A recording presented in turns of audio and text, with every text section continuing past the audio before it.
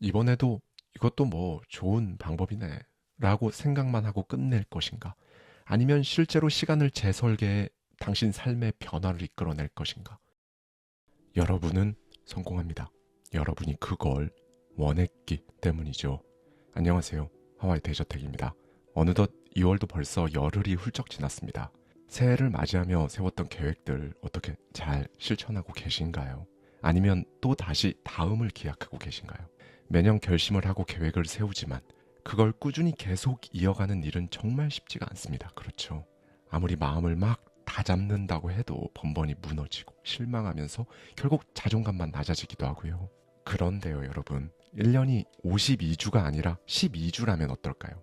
12주마다 계획을 세우고 실행하는 걸 반복하면 훨씬 더 쉽게 목표를 달성할 수 있다고 하는데요. 실제로 많은 운동선수들이나 성공한 사람들이 1년 단위가 아닌 12주 단위로 계획을 세웠더니 더 빨리 성과를 냈다는 겁니다. 그래서 오늘은요, 브라이언 피 모런의 위대한 12주, 이 책 속에 담겨 있는 인사이트를 가져와서요, 저자의 시선에 저의 생각까지 더해서 여러분과 함께 생각해보고 싶은 부분들을 말씀드리도록 하겠습니다. 1년 단위로 목표를 세우는 사람들은 이렇게 생각하게 된다. 1년이면 못할 것도 없지 뭐 충분하지. 하지만 새해에 거창한 목표를 세우고 난 뒤 1월 말쯤이 되면 대부분의 목표 달성 계획은 이미 어긋나기 시작한다. 조금 찜찜하긴 해도 그다지 심각하게 느껴지지 않는다. 아직 11개월이나 남았으니 지금부터 해도 충분하다. 3월 말이 되어도 똑같다. 반년이 훌쩍 지나도 긴박감은 여전히 없다. 연말이 되기 전까지 계속해서 아직 시간은 많지. 이렇게 스스로를 위로한다. 문제는 이런 연간 사고방식 때문에 매일, 매주의 시간들이 사실은 성과를 만들어내는 골든타임이었다는 팩트를 간과하게 만든다는 것이다. 더 큰 착각은 연말이 되면 성과가 좋아질 거야 라는 믿음이다. 이번 주도 제대로 해내지 못했으면서 대체 무슨 근거로 연말에 엄청난 성과가 있을 거라고 기대하는 걸까? 하지만 매주, 매일, 매 순간이 중요하다. 실행은 달 단위나 분기 단위로 하는 것이 아니라 지금 이 순간부터 시작해야 한다. 1년이라는 기준에 갇힌 사고방식으로는 최고의 성과를 내기 어렵다. 만약 최고의 기량을 끌어내고 싶다면 1년이라는 길고 느슨한 기한에 속박되지 말아야 한다. 훨씬 짧은 주기로 목표를 설정하고 행동해야 한다. 하루하루를 놓치지 않아야 인생도 성과도 확 달라진다. 중요한 일을 미루고도 목표를 달성할 수 있다는 그 망상에서 벗어나야 한다. 그렇지만 대부분의 조직들이 1년 단위 계획으로 잘 돌아가고 있지 않나요? 이렇게 반문할 수도 있다. 그렇다면 나는 이렇게 되묻고 싶다. 당신이 알고 있는 그 조직이 정말로 최대치의 성과를 내고 있다고 확신합니까? 나는 12주 만에 성과를 50% 넘게 끌어올린 고객사를 직접 만나봤다. 10억 달러 규모의 한 증권사는 6개월 만에 매출을 2배로 올렸다. 이미 잘하고 있는 개인이나 조직도 1년보다 더 짧은 주기로 움직이면 훨씬 빠르고 폭발적인 성장을 경험할 수 있다. 연말이 되면 여기저기서 마지막 기회, 최저가 할인 이런 광고들이 쏟아진다. 효과가 있기 때문에 거의 모든 업계가 이 시기에 강력한 프로모션을 벌이는 것이다. 기업들도 마찬가지다. 11월까지는 실적이 신통치 않아도 12월이 되면 무섭게 치고 올라가는 경우가 허다하다. 특히 보험이나 금융 서비스 업계에서는 12월에 1년 중 최고 매출을 기록하는 일이 비일비재하다. 4분기에 연 매출의 30에서 40%를 달성하기도 한다. 왜 이런 일이 일어날까? 기한이 정해져 있기 때문이다. 사람들은 마감이 다가오면 누구나 필사적으로 움직이고 집중한다. 시장 분위기도 활기를 띠고 더 늦으면 안 된다는 생각에 중요한 프로젝트는 마무리하고 절호의 기회를 놓치지 않으려 한다. 한 해가 끝나갈 즈음이면 경영진 역시 목표 달성을 위해 총력을 기울인다. 직원 성과를 세밀하게 점검하고 독려 메시지도 전한다. 연말이라는 그 기한 자체가 긴장감을 높이고 행동을 바꾸는 것이다. 사람들은 12월 31일을 마감일로 여기고 그 시점까지를 승부처라고 생각하는 것이다. 만약 당신이 이 연말 효과를 연초부터 적용한다면 전혀 다른 결과가 펼쳐진다. 짧은 주기로 목표와 기한을 설정하면 마감이 눈앞에 보이기 때문에 긴장을 늦출 수 없다. 결국 매주 몰입하고 성과를 쌓아 올리는 습관이 자리 잡는다. 그래야 12월뿐 아니라 1년 내내 폭발적인 성장세를 유지할 수 있다. 이걸 반드시 기억하자. 기한만큼 강력한 동기부여는 없다. 기한이 곧 행동을 바꾼다. 연말에야 비로소 뒷심을 발휘하는 것이 아니라 당장 오늘부터, 이 순간부터 짧은 기한을 설정해 몰입한다면 연말에만 등장하던 성공의 드라마를 매달, 매주, 심지어 매일 써 내려갈 수 있다. 그렇다면 기한을 구체적으로 어떻게 설정해야 할까? 바로 주기화 개념이 그 해법이다. 주기화는 원래 스포츠 분야에서 선수들의 기량을 단기간에 비약적으로 끌어올리기 위해 고안된 훈련 기법이다. 방법은 의외로 간단하다. 특정 능력이나 기술 하나에 집중해 과부하가 걸릴 정도로 몰입하는 것이다. 일반적으로 46주 동안 그 기술만 깊이 파고들고 그 기간이 끝나면 다른 기술로 넘어가 다시 46주간 훈련하는 식이다. 1970년대 올림픽을 준비하던 동유럽 선수들이 주기화를 활용하면서 전 세계적으로 주목받았다. 이후 다양한 종목의 선수들이 탁월한 성과를 내기 위해 주기화를 적극 도입해왔다. 아리스토텔레스는 이렇게 말했다. 당신이 반복적으로 하는 일이 곧 당신이다. 탁월함은 행동이 아니라 습관이다. 나 역시 주기화가 개인과 조직 모두에게 얼마나 강력한 동력을 제공하는지 깨닫고 업무와 삶에 접목해 12주 프로그램을 만들었다. 이 12주 프로그램은 우리의 생각과 행동을 근본적으로 바꿔놓는다. 결과가 행동에서 나오고 행동은 결국 생각에서 비롯된다. 따라서 생각을 바꾸면 행동이 달라지고 달라진 행동이 새로운 결과를 만든다. 비약적인 성과는 새로운 사고방식에서 시작된다는 원리인 것이다. 그리고 12주 프로그램은 바로 이 지점에서 강력해진다. 1년을 12개월로 보던 고정관념에서 벗어나 보자. 기존의 연간 사고방식이 얼마나 비효율적인지 깨달았다면 이제 1년을 새롭게 정의해야 한다. 그렇다. 이제 당신의 1년은 12주다. 한 해를 4분기로 나누던 낡은 틀을 버려라. 그리고 그 다음 12주가 또 다른 1년이며 이런 식으로 12주 단위의 작은 해가 계속 이어진다고 보면 된다. 이렇게 1년을 12주로 쪼개보면 연말에만 느끼던 열정과 에너지를 매번 동일하게 끌어낼 수 있다. 연말에 몰아서 하면 되지 라는 게으른 습관도 더 이상 통하지 않는다. 매 12주가 끝나면 바로 그 순간이 연말이기 때문이다. 게다가 12주라는 기간은 목표를 달성하기에 충분히 길면서도 동시에 마감이 코앞인 듯한 긴장감까지 줄 수 있는 절묘한 시간이다. 무엇보다 12주 안에 목표를 이루려면 초반부터 전력으로 뛰어야 한다. 1, 2주만 흘려보내도 12주 전체 계획이 틀어지기 때문이다.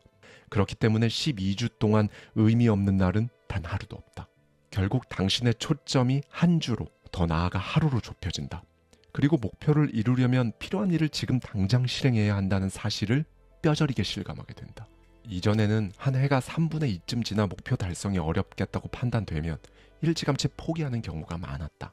10월쯤이면 대놓고 올해는 글렀다고 체념하는 분위기가 퍼지기도 했다. 하지만 이제는 12주마다 모든 것을 새롭게 시작할 수 있다. 이전 12주가 힘들고 실망스러웠다면 싹 털어버리고 다음 12주를 새롭게 시작하면 된다. 반대로 12주가 만족스러웠다면 그 기세를 몰아 더 큰 성취를 꿈꿀 수 있다. 어느 쪽이든 12주마다 삶을 리셋하고 재정비할 기회를 얻는 것이다. 중요한 것은 데드라인이 존재한다는 사실이다. 이 마감일을 12주마다 가져오면 연말에만 집중되던 긴박감과 에너지를 1년 내내 유지할 수 있다. 이것이 바로 12주 프로그램의 핵심이다. 이제부터 12주가 끝날 때마다 연말처럼 성과를 기념하고 짧게나마 휴식을 취하며 에너지를 재충전하면 된다. 주말만으로 충분할 수도 있고 일주일 정도 휴가를 떠나는 것도 좋다. 중요한 건 반드시 이 시간을 통해 지난 12주를 돌아보는 것이다. 성찰을 통해 마음을 가다듬고 다음 12주를 힘차게 도약할 추진력을 얻어야 한다. 대부분의 사람들은 미래 계획에는 열을 올리지만 이미 지나간 시간은 무심하게 흘려보낸다. 그러나 1년을 12주로 바라보면 한 해 동안 얼마나 전진했는지 어떤 성과를 냈는지 기념할 기회가 1년에 최소 3번은 생긴다. 12주 단위로 계획을 실행하면 중간중간 휴식기를 거치면서 지나치게 앞만 보고 달리다가 소진되는 상황을 막을 수도 있다. 그 덕분에 매주, 매 순간을 더 소중하게 여길 수 있다. 그렇다면 이렇게 세운 계획을 어떻게 실행하면 좋을까? 방법은 복잡하지 않지만 쉽다고도 할 수 없다. 대부분의 사람들이 실행력 부족으로 고생하는 이유는 단 한 가지다. 실행에는 필연적으로 새로운 행동이 필요한데 익숙하지 않은 행동은 누구에게나 불편함을 안겨주기 때문이다. 만약 그 일의 과정이 너무 어렵거나 심리적인 부담이 크게 느껴진다면 장기적으로 얻을 수 있는 이익보다 단기적인 스트레스가 더 크게 다가오는 것이다. 이럴 때 사람들은 그 일을 놓아버리거나 아예 계획 자체를 포기해버린다. 그렇다면 어떻게 이 난관을 돌파할 수 있을까? 결론부터 말하자면 당신의 목표와 감정적으로 강하게 연결되어야 한다. 사람은 특별한 이유가 없는데도 굳이 편안함과 익숙함을 버리고 불편한 길을 택하지 않는다. 하지만 반드시 알아야 할 사실은 중요한 일과 가치 있는 행동 대부분이 불편함을 동반한다는 점이다. 진짜로 원하는 삶을 살고 싶다면, 잠재력을 폭발시키고 싶다면, 그리고 계획을 착실히 실행하고 싶다면 가장 먼저 내려놓아야 할 것이 바로 이 익숙함과 편안함이다. 결국 실행력을 높이려면 잠깐의 익숙함쯤은 기꺼이 포기할 만큼 간절하고 확고한 장기적 비전을 세워야 한다. 그리고 그 비전에 맞춰 단기 목표, 계획을 끊임없이 재조정해야 한다. 장기적인 비전을 세우기 전엔 내가 간절히 바라는 것은 무엇인가? 이걸 자신에게 물어야 한다. 원하는 삶을 얼마나 갈망하는지, 돈은 얼마나 벌고 싶은지, 커리어 측면에서는 어떤 성취를 기대하는지, 꾸준히 파고들고 싶은 분야나 관심사는 무엇인지를 치열하게 고민해야 한다. 더 뛰어난 성과를 거두고 새로운 결과를 만들어내고 싶다면 당연히 지금보다 훨씬 더 큰 비전을 품어야 한다. 그리고 그 비전은 당신의 가슴을 뛰게 하는 것이어야 한다. 그렇지 않으면 변화의 고통을 감수할 정도의 동기가 생기지 않는다. 불가능해 보이는 성취는 결국 불가능해 보이는 꿈을 꾸는 사람만이 이룰 수 있기 때문이다. 비전 없이 좋은 결과를 얻는 것은 애초에 불가능하다. 창조의 과정은 정신적 창조가 먼저 이루어지고 그 다음에 물리적 창조가 뒤따른다. 미리 구체적으로 상상하고 그려내지 못하는 일은 현실에서도 실현하기 어렵다. 다시 말해 삶의 원동력은 인생의 비전이라는 뜻이다. 개인적 비전이 뚜렷해지면 매일 해야 할 일이 그 비전과 강하게 연결되어 실행력이 자연스럽게 높아진다. 만약 지금 당신이 열정을 쏟고 있는 대상이 있다면 그 뒤에는 틀림없이 명확하고 구체적인 비전이 자리 잡고 있을 것이다. 반대로 현재 하고 있는 일에 열정을 잃었다면 사실 열정이 아니라 비전이 흔들린 것이다. 지금보다 더 높은 곳을 바라보고 획기적인 성과를 달성하고 싶은가? 그렇다면 두려움과 불확실성 그리고 불편함을 반드시 이겨내야 한다. 계획을 중도에 포기하지 않도록 스스로를 붙들어주는 힘, 바로 개인적 비전이 당신 스스로를 설득할 수 있어야 한다. 내 스스로를 어떻게 설득하냐고? 당신 안에 뿌리 깊은 열망과 간절함, 분명한 비전이 있다면 무엇이든 해낼 수 있다고 스스로를 설득할 수 있다. 그리고 그 믿음이 실행력을 높이고 결국 놀라운 성과로 이어질 것이다. 헌신은 12주 프로그램에서 결코 빼놓을 수 없는 핵심 요소다. 그러나 대부분의 사람들은 헌신을 부담스러워하고 상황이 어려워지면 금방 손을 놓는다. 장폴 사르트르는 말했다. 약속은 말이 아니라 행동이다. 누구나 인생에서 이번에는 제대로 해보자 라고 결심할 때가 있다. 내게도 그런 순간이 있었다. 대학 1학년을 마친 어느 날 정원에서 아버지와 함께 일하며 첫 해 성적에 대한 이야기를 나눴다. 문제는 내가 학사 경고를 받을 정도로 성적이 나빴다는 점이었다. 아버지는 성적을 올리지 못하면 등록금 지원을 끊겠다며 강경했다. 절망감이 몰려왔지만 다음 학기에는 전 과목 A를 받겠다 약속했다. 아버지는 한술 더 떠서 네가 전 과목 A를 받으면 $500를 주고 실패하면 $500를 내라며 나를 더욱 자극했다. 가을 학기 내내 나는 공부에만 몰두했다. 수업을 한 번도 빠지지 않았고 친구들과의 모임도 줄였다. 그 결과 전 과목에서 A를 받고 장학생 명단에도 이름을 올릴 수 있었다. 이후로도 나는 헌신과 성공을 반복했다. 결국 내 스스로와 한 그때의 그 약속 하나가 내 인생을 완전히 바꿔놓은 것이다. 그렇다. 헌신은 자기 자신과의 약속이다. 다른 사람과의 약속을 지키면 신뢰가 쌓이고 관계가 끈끈해진다. 하지만 스스로에게 한 약속을 지키면 한층 더 큰 성장과 자존감을 얻을 수 있고 결국 그 힘이 성공을 불러온다. 피터 드러커는 말했다.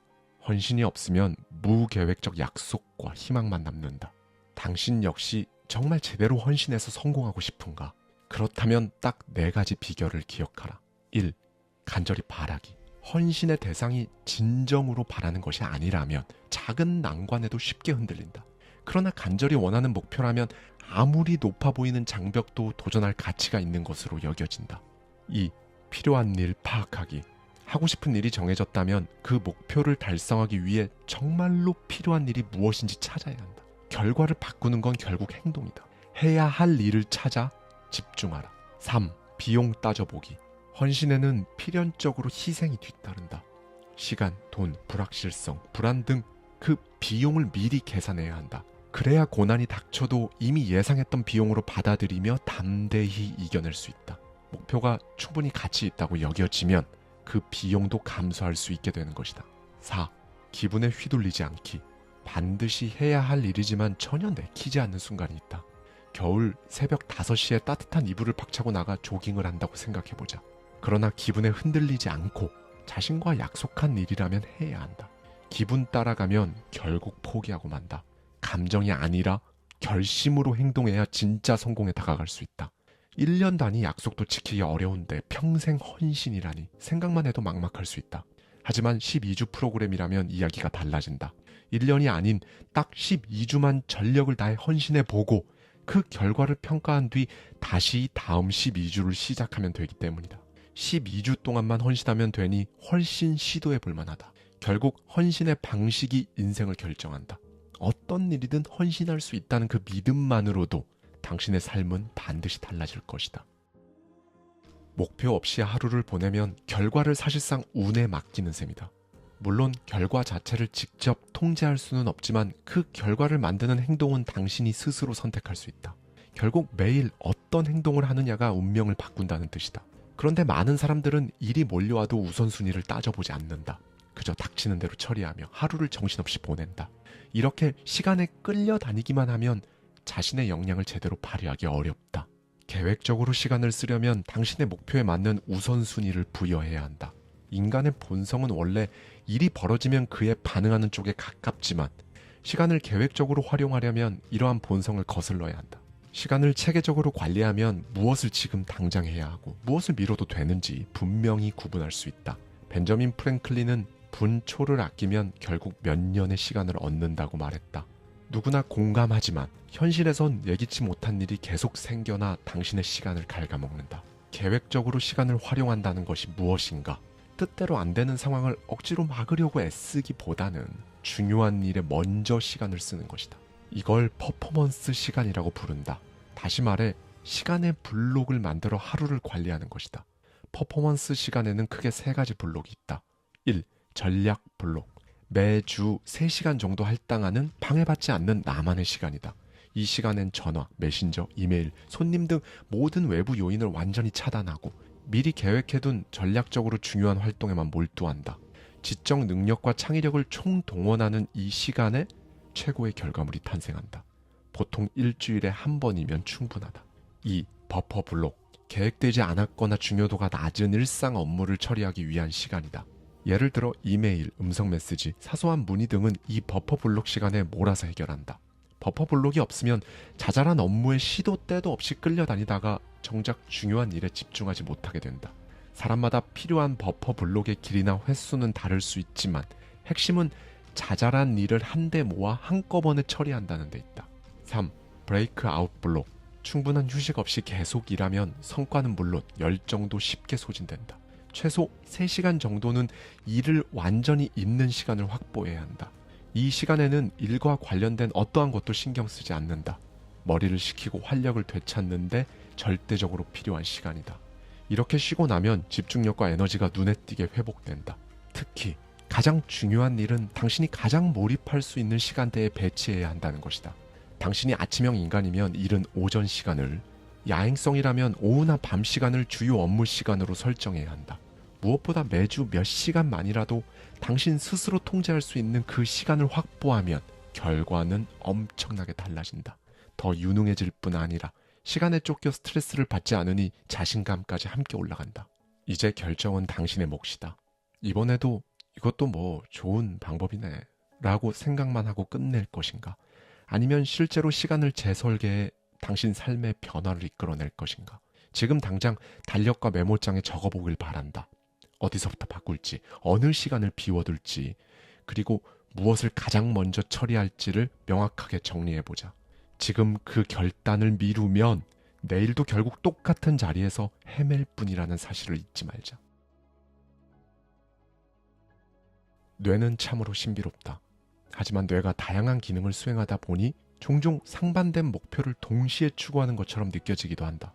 머릿속에서 충돌하는 명령을 감지해 본 적이 있는가? 전혀 이상한 일이 아니다. 누구나 흔히 겪는 현상이다. 연구에 따르면 인간은 불확실성과 위험에 맞닥뜨리면 뇌의 편도체가 민감하게 반응해 부정적 신호를 발령한다. 이는 본능적으로 위험을 피하고 생존을 유지하는 데 유리하다. 문제는 현실과 거리가 먼 미래를 상상할 때도 편도체가 그 간극을 위험으로 인식하고 상상 자체를 가로막아 버린다는 점이다. 결국 더욱 대담하고 큰 비전을 떠올리기가 어려워진다. 한마디로 편도체가 당신을 안전지대에 가둬두는 셈이다. 하지만 희망이 없는 것은 아니다.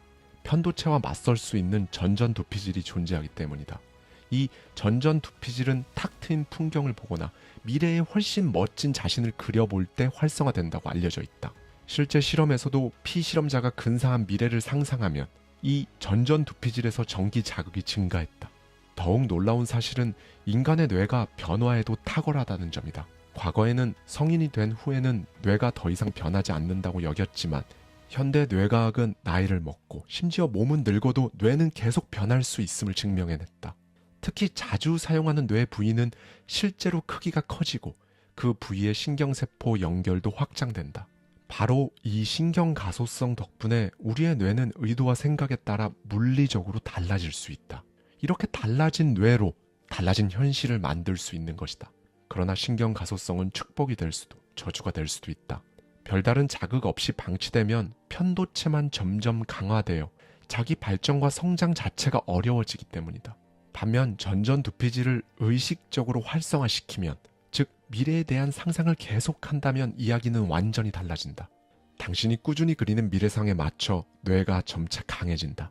결국 누구나 원하는 삶과 감정적으로 이어진 그 비전을 자주 떠올리기만 해도 뇌 자체가 발전한다는 뜻이다. 여기서 더 기쁜 소식도 있다. 비전을 머릿속에 떠올릴 때 활성화되는 신경세포는 실제로 그 비전을 실현하기 위해 행동할 때 활성화되는 신경세포와 동일하다고 한다. 다시 말해 비전을 단지 상상하는 것만으로도 실제로 그것을 이룬 사람과 같은 뉴런 구조를 갖게 된다는 것이다. 상상 또는 이미지 트레이닝을 많이 해본 사람들이 마치 몇 번 해본 사람처럼 성공해내는 이유가 바로 이것이다. 뇌는 당신의 생각과 행동에 실제로 반응하고 또 성장한다.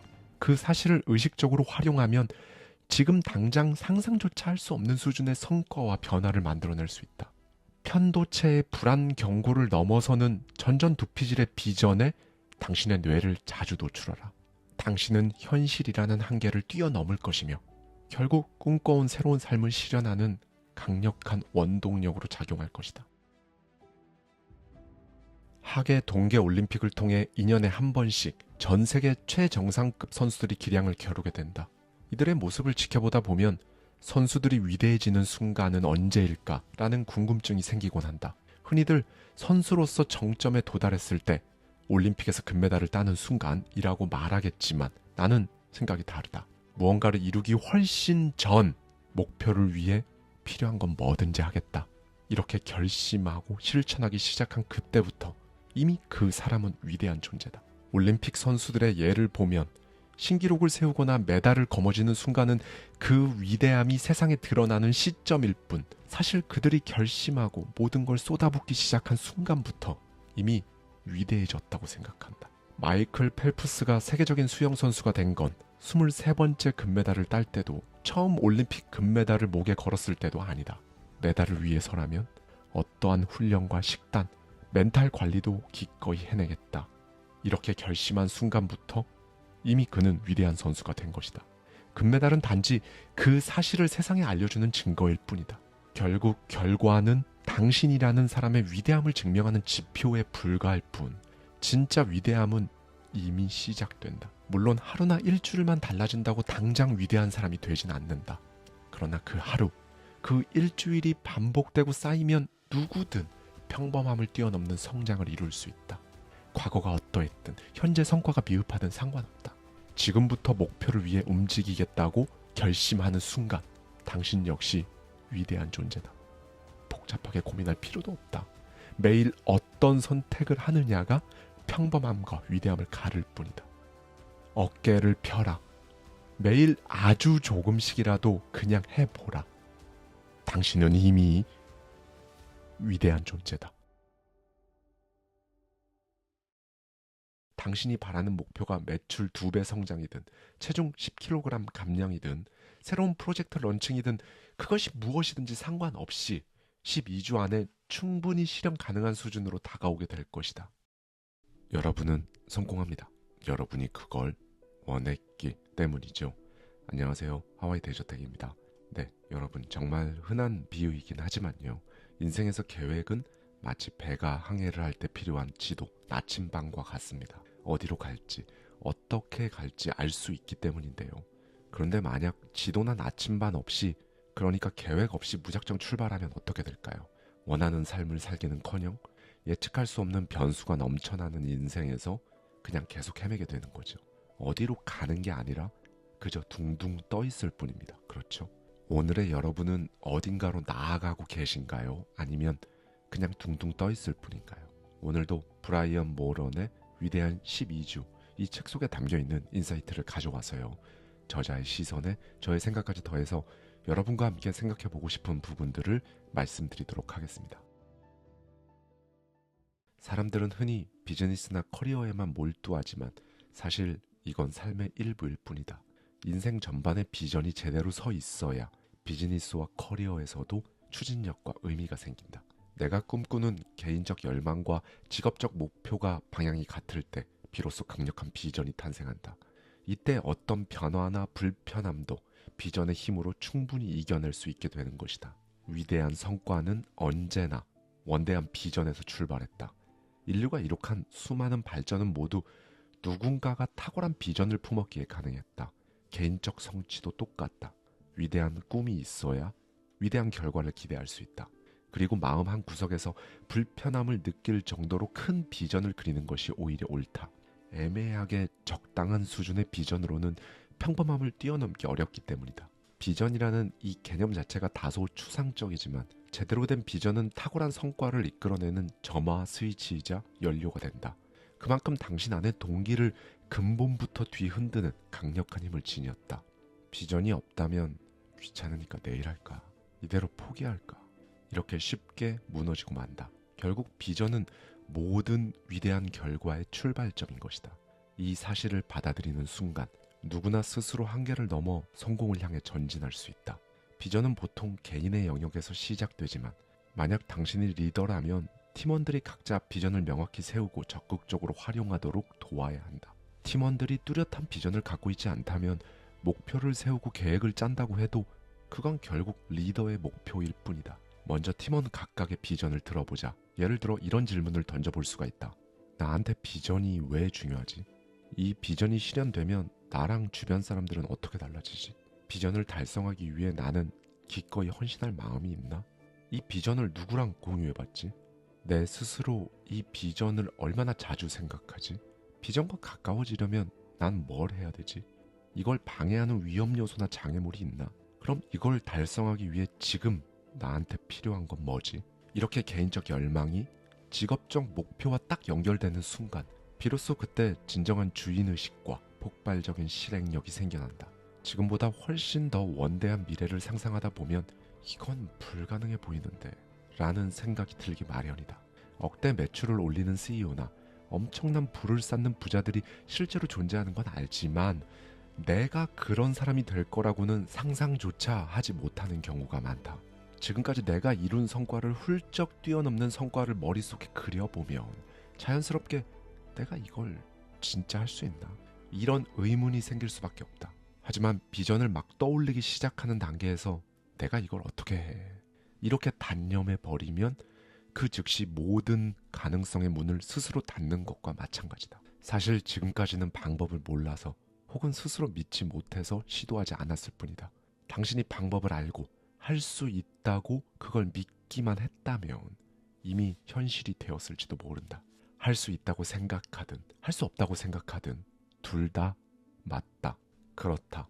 결국 비전이 가능하다고 보든 불가능하다고 보든 그 믿음대로 결과가 결정된다. 성공을 위해 사고방식을 전환하려면 어떻게 하지 대신 만약 이걸 해낸다면 이라고 물어야 한다. 만약이라는 질문은 머릿속에서 비전이 실현된 모습을 구체적으로 그리게 해준다. 그렇게 비전을 달성했을 때의 달콤한 가능성을 상상하면 어느새 열망이 커지고 불가능이라는 문이 열린다. 이제 당신이 달성 가능하다고 그렇게 믿게 되었다면 어떻게? 라는 질문은 이 단계에서 던져보라. 타이밍이 중요하다. 비전을 떠올리자마자 어떻게 하지? 라고 달려들면 시작도 못해보고 끝나기 십상이다. 그러나 비전을 실현할 수 있다는 생각이 자리 잡은 뒤에 어떻게는 구체적인 계획 수립을 위한 탁월한 질문이 된다. 실행 과정에서 성과가 조금이라도 눈에 보이기 시작하면 당신은 자연스럽게 확신의 단계로 넘어간다. 불안과 의심이 사라지고 마치 최종 결과를 이미 눈앞에 있는 것처럼 느끼게 되는 심리적 상태에 이르게 되는 것이다. 이렇게 가능, 유망, 확신으로 사고를 전환하는 과정은 결과가 점차 눈에 보일 때 비로소 현실화된다. 이 비전은 기간에 따라 보통 세 가지로 구분할 수 있다. 하나, 원대한 장기 비전. 먼저 당신의 진짜 열망이 담긴 장기 비전을 설정해야 한다.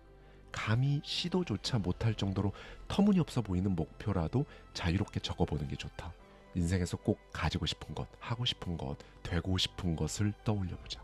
신체, 정신건강, 인간관계, 경제적 목표, 커리어, 자아실현 등 다양한 측면을 살펴보고 당신이 진정으로 원하는 삶의 모습을 그려보라. 시간은 얼마만큼 자유로우면 될 것 같은가? 얼마만큼의 돈을 원하고 또 어떤 형태의 커리어를 꿈꾸는가? 이런 질문을 던지며 생각나는 대로 그냥 종이에 적어보자. 그렇게 쭉 나열한 리스트에서 마음이 끌리는 항목을 골라 5년, 10년, 15년 후 당신의 모습을 구체화해 보는 것이다. 이때 정답은 없다. 나는 어떤 삶을 원하는가? 이 기준만이 중요하다. 둘, 3년 뒤를 보는 중기 비전. 이제 좀 더 구체적인 그림을 그려보자. 장기 비전을 이루는 과정에서 앞으로 3년간 어떤 목표를 달성하면 좋을까? 가능한 한 세부적으로 묘사해보자. 수치로 표현할 수 있다면 수치화하고 정확한 시나리오를 그려보는 것도 좋다. 구체적으로 써둘수록 세 번째인 12주 비전의 실행 계획을 세울 때 훨씬 수월해진다. 이렇게 큰 그림에서 차근차근 단계를 밟다 보면 처음엔 완전히 불가능해 보였던 비전도 어느새 현실감 있게 다가온다. 지금은 막연해 보이는 꿈일지라도 장기 비전과 중기 비전을 설정해 나가는 과정에서 당신이 원하는 삶이 점차 당신 눈앞에 펼쳐질 것이다. 그렇다면 효과적인 실행을 돕는 계획, 이건 도대체 무엇인가? 누구나 계획이 중요하다는 사실을 잘 알고 있다. 하지만 계획을 세우지 않는 사람이 의외로 굉장히 많다. 그 이유는 대개 두 가지다. 우선 일단 뭐든지 하긴 해야지 라는 막연한 생각 때문이다. 무작정 행동부터 시작하는 게 때론 도움이 될 수도 있다. 그러나 일을 하다 보면 조급해지는 순간이 찾아오고 그때 제대로 된 계획 없이 움직이면 결국 되는 대로 급하게 처리해버린다. 사람들이 계획을 세우지 않는 두 번째 이유는 해야 할 일이 뭔지 이미 알고 있다는 착각 때문이다. 예를 들어 살을 빼려면 식단 조절과 운동이 필수라는 걸 누구나 알지만 실제로 꾸준히 체중을 감량하는 사람은 정말 드물다. 안다는 것과 계획을 세워 실제로 행동에 옮기는 건 전혀 다른 문제다. 세상은 원래 예측하기 어려운 일로 가득하고 누구나 편안함을 추구하는 본능에 휘둘리기 쉽다. 그렇기 때문에 목표를 달성하려면 눈으로 볼 수 있는 계획을 세워야 한다. 무엇보다 12주 주기로 계획을 세우고 실행하면 시간이 훨씬 더 가치 있게 느껴진다. 1년을 12주라고 간주하면 하루하루가 모두 중요한 마감에 연결되어 있기에 매 순간이 소중해지기 때문이다. 이 12주 계획은 내가 오늘 어떻게 행동하느냐에 따라 미래가 달라진다는 사실을 체감하게 만든다. 또 한 가지 이점은 12주라는 기간 자체가 상대적으로 짧아서 핵심 활동에 집중하기 유리하다는 점이다. 기간이 짧으면 불확실성이 줄고 구체적이며 행동 중심적인 계획을 세우기가 쉽기 때문이다. 연간 계획은 보통 무엇을 이루겠다는 막연한 목표만 세운 채 어떻게 할 것인가는 비어있는 경우가 많다. 그래서 1년 내내 우왕좌왕하다가 스스로 지쳐버리기도 한다. 반면 12주 계획은 하루와 한 주를 구체적으로 어떻게 보낼지 미리 정해둔다. 계획을 행동 단위로 쪼개면 쪼갤수록 목표 달성에 한층 가까워진다. 만약 당신이 12주 만에 목표를 이루고 싶다면 충분히 이룰 수 있다. 절대로 불가능한 일이 아니다. 단 12주 계획을 제대로 세워야 한다. 다시 말해 매주 당신이 무슨 일을 어떻게 해야 하는지가 구체적으로 적혀 있어야 한다. 당신의 그 계획을 실행 가능한 수준까지 잘게 쪼개 매일 해야 할 일이 확실하게 보여야 한다. 그것이 바로 훌륭한 실행으로 이어지는 유일한 길이다. 이런 과정을 거치면 당신이 바라는 목표가 매출 2배 성장이든 체중 10kg 감량이든 새로운 프로젝트 런칭이든 그것이 무엇이든지 상관없이 12주 안에 충분히 실현 가능한 수준으로 다가오게 될 것이다. 기억하자. 원래 실행력이 좋은 사람은 없다. 실행력이 좋다는 건 우연이 아니라 구체적이고 철저한 계획에서 비롯된다. 12주라는 짧은 주기는 당신에게 지금 이 순간에 몰입하도록 강력한 동기를 부여한다. 매일매일을 행동 단위로 설계하고 매주의 결과를 꼼꼼히 점검한다면 성공이 어느 날 갑자기 찾아오는 게 아니라 그냥 당연한 결과로서 성공을 맞이하게 될 것이다. 12주 프로그램을 실제로 적용하려면 당신 삶에 변화가 필요하다. 하지만 대부분 사람들에게 변화는 불편하고 심리적으로도 큰 저항을 동반한다. 그럼에도 변화의 과정을 잘 이해하면 어떤 상황에서도 흔들리지 않고 목표를 향해 끝까지 나갈 수 있다. 심리학자 돈 켈리와 데릴 코너는 이 심리적 현상을 변화에 따른 감정 사이클이라 불렀다. 그리고 이걸 5단계로 정리했다. 바로 이걸 활용해 나 역시 12주 프로그램에 맞춰 5단계 감정 흐름을 정리했다. 1단계, 근거 없는 낙관. 변화의 첫 단계는 대체로 신나고 흥미진진하다. 아직 비용이나 희생을 직접 체감하지 못하니 변화가 가져올 긍정적인 모습만 보인다. 머릿속에는 더 나은 결과를 마음껏 그려보고 새로운 아이디어나 전략을 떠올리는 시기다. 하지만 이 낙관은 오래가지 않는다. 변화로 인한 실제 비용을 인지하는 순간 금세 의욕이 시들해지기 때문이다. 2단계, 근거에 따른 비관. 두 번째 단계에 이르면 변화의 부정적 측면이 서서히 드러난다. 이걸 꼭 해야 하나? 이만큼의 어려움을 감수할 가치가 있나? 이런 생각으로 처음에 열정이 급속히 식는다. 처음에는 좋아 보이던 미래가 갑자기 멀게 느껴지고 변화를 포기해야 하는 이유를 억지로 찾아내며 스스로를 합리화하게 된다. 3단계, 절망의 계곡. 여기서 대다수가 변화를 포기한다. 변화의 고통은 점점 크게 느껴지고 변화 후의 모습은 가물가물, 심지어 불가능하다는 생각이 든다. 결국 가장 빠르고 쉬운 탈출구인 원래 상태로 되돌아가기를 선택하고 전에도 나쁘지 않았잖아 라고 스스로를 위로한다. 하지만 바로 이 지점에서 비전이 빛을 발할 수 있다. 당신이 정말 간절히 바라는 목표가 있다면 상당한 불편함도 기꺼이 감수할 수 있다. 그리고 그렇게 절망의 계곡을 건너 다음 단계로 이동하게 된다. 4단계, 근거에 따른 낙관. 감정이 다시 낙관의 영역으로 돌아오는 단계다. 이제 변화를 위해 기울인 노력이 가시적인 성과로 나타나고 새로운 행동 방식도 일상에 녹아들면서 변화의 비용이 점차 줄어든다. 여기까지 도달했다면 절대 멈추지 말고 마지막 단계를 향해 나아가야 한다. 5단계, 성공과 성취. 마침내 변화를 가져다주는 결실을 누릴 수 있는 시점이다. 처음엔 낯설고 불편하기만 했던 새로운 행동도 이젠 자연스럽게 내 것이 되었다. 이 과정을 처음부터 끝까지 완주하면 나도 이렇게 변할 수 있구나 라는 역량과 자신감이 쌓인다. 어떤 변화든 앞으로는 훨씬 수월하게 시도하게 된다. 이렇게 변화는 필연적으로 감정의 롤러코스터를 동반하지만 12주 프로그램은 변화 과정에서 겪게 되는 감정 기복을 완화시키고 목표에 다가갈 수 있도록 도와주는 체계적인 시스템이다. 어떤 목표든 아무런 저항 없이 달성할 수 있다면 모두가 이미 위대한 성과를 거두었을 것이다. 하지만 현실은 달콤하지 않다. 노력이라는 벽에 부딪혀 수많은 사람들이 자신의 잠재력을 제대로 발휘하지 못한 채 살아간다. 앞선 내용을 통해 변화를 가로막는 감정적 장애물이 무엇인지 어느 정도 파악했으리라 생각한다.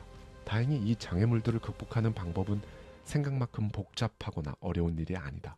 어릴 적 밤마다 침대 밑을 지키던 괴물이 환한 낮에 보면 별거 아니었던 것처럼 변화를 방해하는 장애물들도 정체를 알게 되면 무섭지가 않다.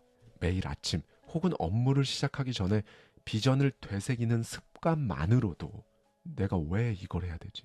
라는 의문이 사라지고 당신의 행동에 강력한 동기가 생길 것이다. 내가 아는 사람 중에는 영업직인데 새로운 사람을 만나는 걸 죽기보다 싫어하는 사람이 있었다. 영업이라는 업무 특성상 이건 정말 치명적 문제였다. 그러나 그는 자신의 비전에 힘입어 내가 왜 이 길을 택했고 무엇이 나에게 동기를 부여하는가를 매일 새기기 시작했다. 미팅 전 운전대 위에 비전이 적힌 종이를 두고 크게 읽는 습관을 들인 것이다. 그 결과 당장 편한 길을 택하기보다 장기적 비전을 우선하게 되었고 새로운 고객도 기꺼이 만날 수 있었다. 불가능해 보였던 목표조차 이 비전에서 비롯된 열망으로 바꾼 셈이다. 목표가 너무 많아 우왕좌왕하는 경우도 많다. 연구에 따르면 2가지 이상의 목표를 동시에 추구하면 오히려 그 이점은 빠르게 사라진다고 한다. 왜? 목표가 많아질수록 심리적 압박이 커지고 결국 전부 다 포기해버리는 악순환이 벌어지기 쉽다는 것이다. 또 하나 기억해야 할 점은 오래된 습관에서 벗어나야 한다는 것이다. 당신의 지금 행동 패턴이 당신의 미래를 만든다. 새로운 결과를 얻고 싶다면 이제까지와는 다른 방식, 다른 행동을 해야 한다. 그러나 문제는 기존 환경, 동기는 그대로이기 때문에 언제든 예전 습관으로 되돌아가기 쉽다는 점이다. 찰스 드위그의 습관의 힘에 따르면 오래된 습관에서 벗어나려면 구체적인 실행 계획이 필수적이다. 환경이 그대로라 해도 내가 세운 계획대로 의식적으로만 행동하면 결국 습관을 바꿀 수 있다는 뜻이다. 일상 속에서 새로운 동기를 부여하고 새로운 행동을 하도록 만들어 자연스럽게 실행 환경까지 변화시켜보자. 이런 루틴을 12주간만 꾸준히 지키면 막연해 보였던 그 목표가 실제 현실로 다가온다. 마지막으로 피해의식부터 버려야 한다. 변화를 방해하는 장애물이 커 보일수록 우리는 흔히 시선을 내면이 아니라 외부로 돌리며 이건 내가 어쩔 수 있는 부분이 아니다. 상황이나 환경이 안 따라주는데 어떡해. 이렇게 생각하기 쉽다. 하지만 원래 외부 환경은 내 맘대로 바꿀 수 없다. 결국 내 생각과 행동만 통제할 수 있다. 당신의 비전, 목표, 계획의 주인의식을 갖고 책임지는 사람이 되어야 한다. 내 삶의 결과를 내가 컨트롤한다는 믿음이 필요하다. 바람이 불지 않을 때 바람개비를 돌리는 유일한 방법은 내가 직접 달려나가는 것이다. 그렇다. 바람이 불기만을 기다리다간 언제까지고 멈춰서 있게 될 것이다. 새로운 길을 가려면 지금까지 걸어온 길이 아무리 안전해 보인다 하더라도 용기를 내어 한 발 내디뎌야 한다. 이 길이 정말 맞나? 물론 이런 의심이 들 수도 있다. 당연하다. 하지만 그 의심마저도 당신의 도전을 멈추게 할 이유가 되지는 못한다. 새로운 길은 새로운 결과를 가져다 줄 유일한 해답이다. 지금 당신이 걷고 있는 길이 낡았다고 느껴진다면 익숙함에서 벗어나야 한다. 위대한 도약은 끊임없이 새로운 무대로 자신을 옮기는 자만이 얻어왔기 때문이다. 도대체 언제까지 안전지대에만 머물 것인가? 과감히 새로운 길을 걸어보라. 오늘이 바로 당신 인생의 새로운 시작점이다. 처음 만든 유튜브 영상이 바로 대박이 난 사람, 첫 번째 창업으로 엄청난 성공을 거둔 사람, 첫 그림을 그리자마자 천재라 불린 사람, 없다. 그런 사람은 없다. 여러분은 성공합니다. 여러분이 그걸 원했기 때문이죠. 안녕하세요. 하와이 대저택입니다. 여러분에겐 정말 어마어마한 능력이 있습니다. 그게 무엇이든 이룰 수 있는 그런 힘이 이미 존재합니다. 이건 뭐 여러분 듣기 좋으라고 하는 말이 아니에요. 그럼 이제 이렇게 묻고 싶으실 겁니다. 그런데 나는 왜 원하는 삶을 살지 못하고 아직 성공 근처에도 가지 못한 것인가 하고 말이죠. 이유는 단 하나입니다. 여러분에게 부족한 건 실행력뿐입니다. 단지 행동으로 옮기지 않았을 뿐인 거죠. 그래서 오늘은요, 에번 카마이클의 침대 부시기, 이 책 속에 담겨있는 인사이트를 가져와서요, 저자의 시선에 저의 생각까지 더해서 여러분과 함께 생각해보고 싶은 부분들을 말씀드리도록 하겠습니다. 나는 매일 매 순간 이 문장을 되뇌인다. 내 머릿속에서 놀라운 아이디어가 흘러나온다는 사실을 믿어. 내 머릿속에서 놀라운 아이디어가 흘러나온다는 사실을 믿어. 내 머릿속에서 놀라운 아이디어가 흘러나온다는 사실을 믿어. 이렇게 반복하다 보면 떠오른 아이디어를 실행할 용기가 생긴다. 아이디어가 떠오르는 순간 가슴이 뛴다. 이거 대박일 것 같은데.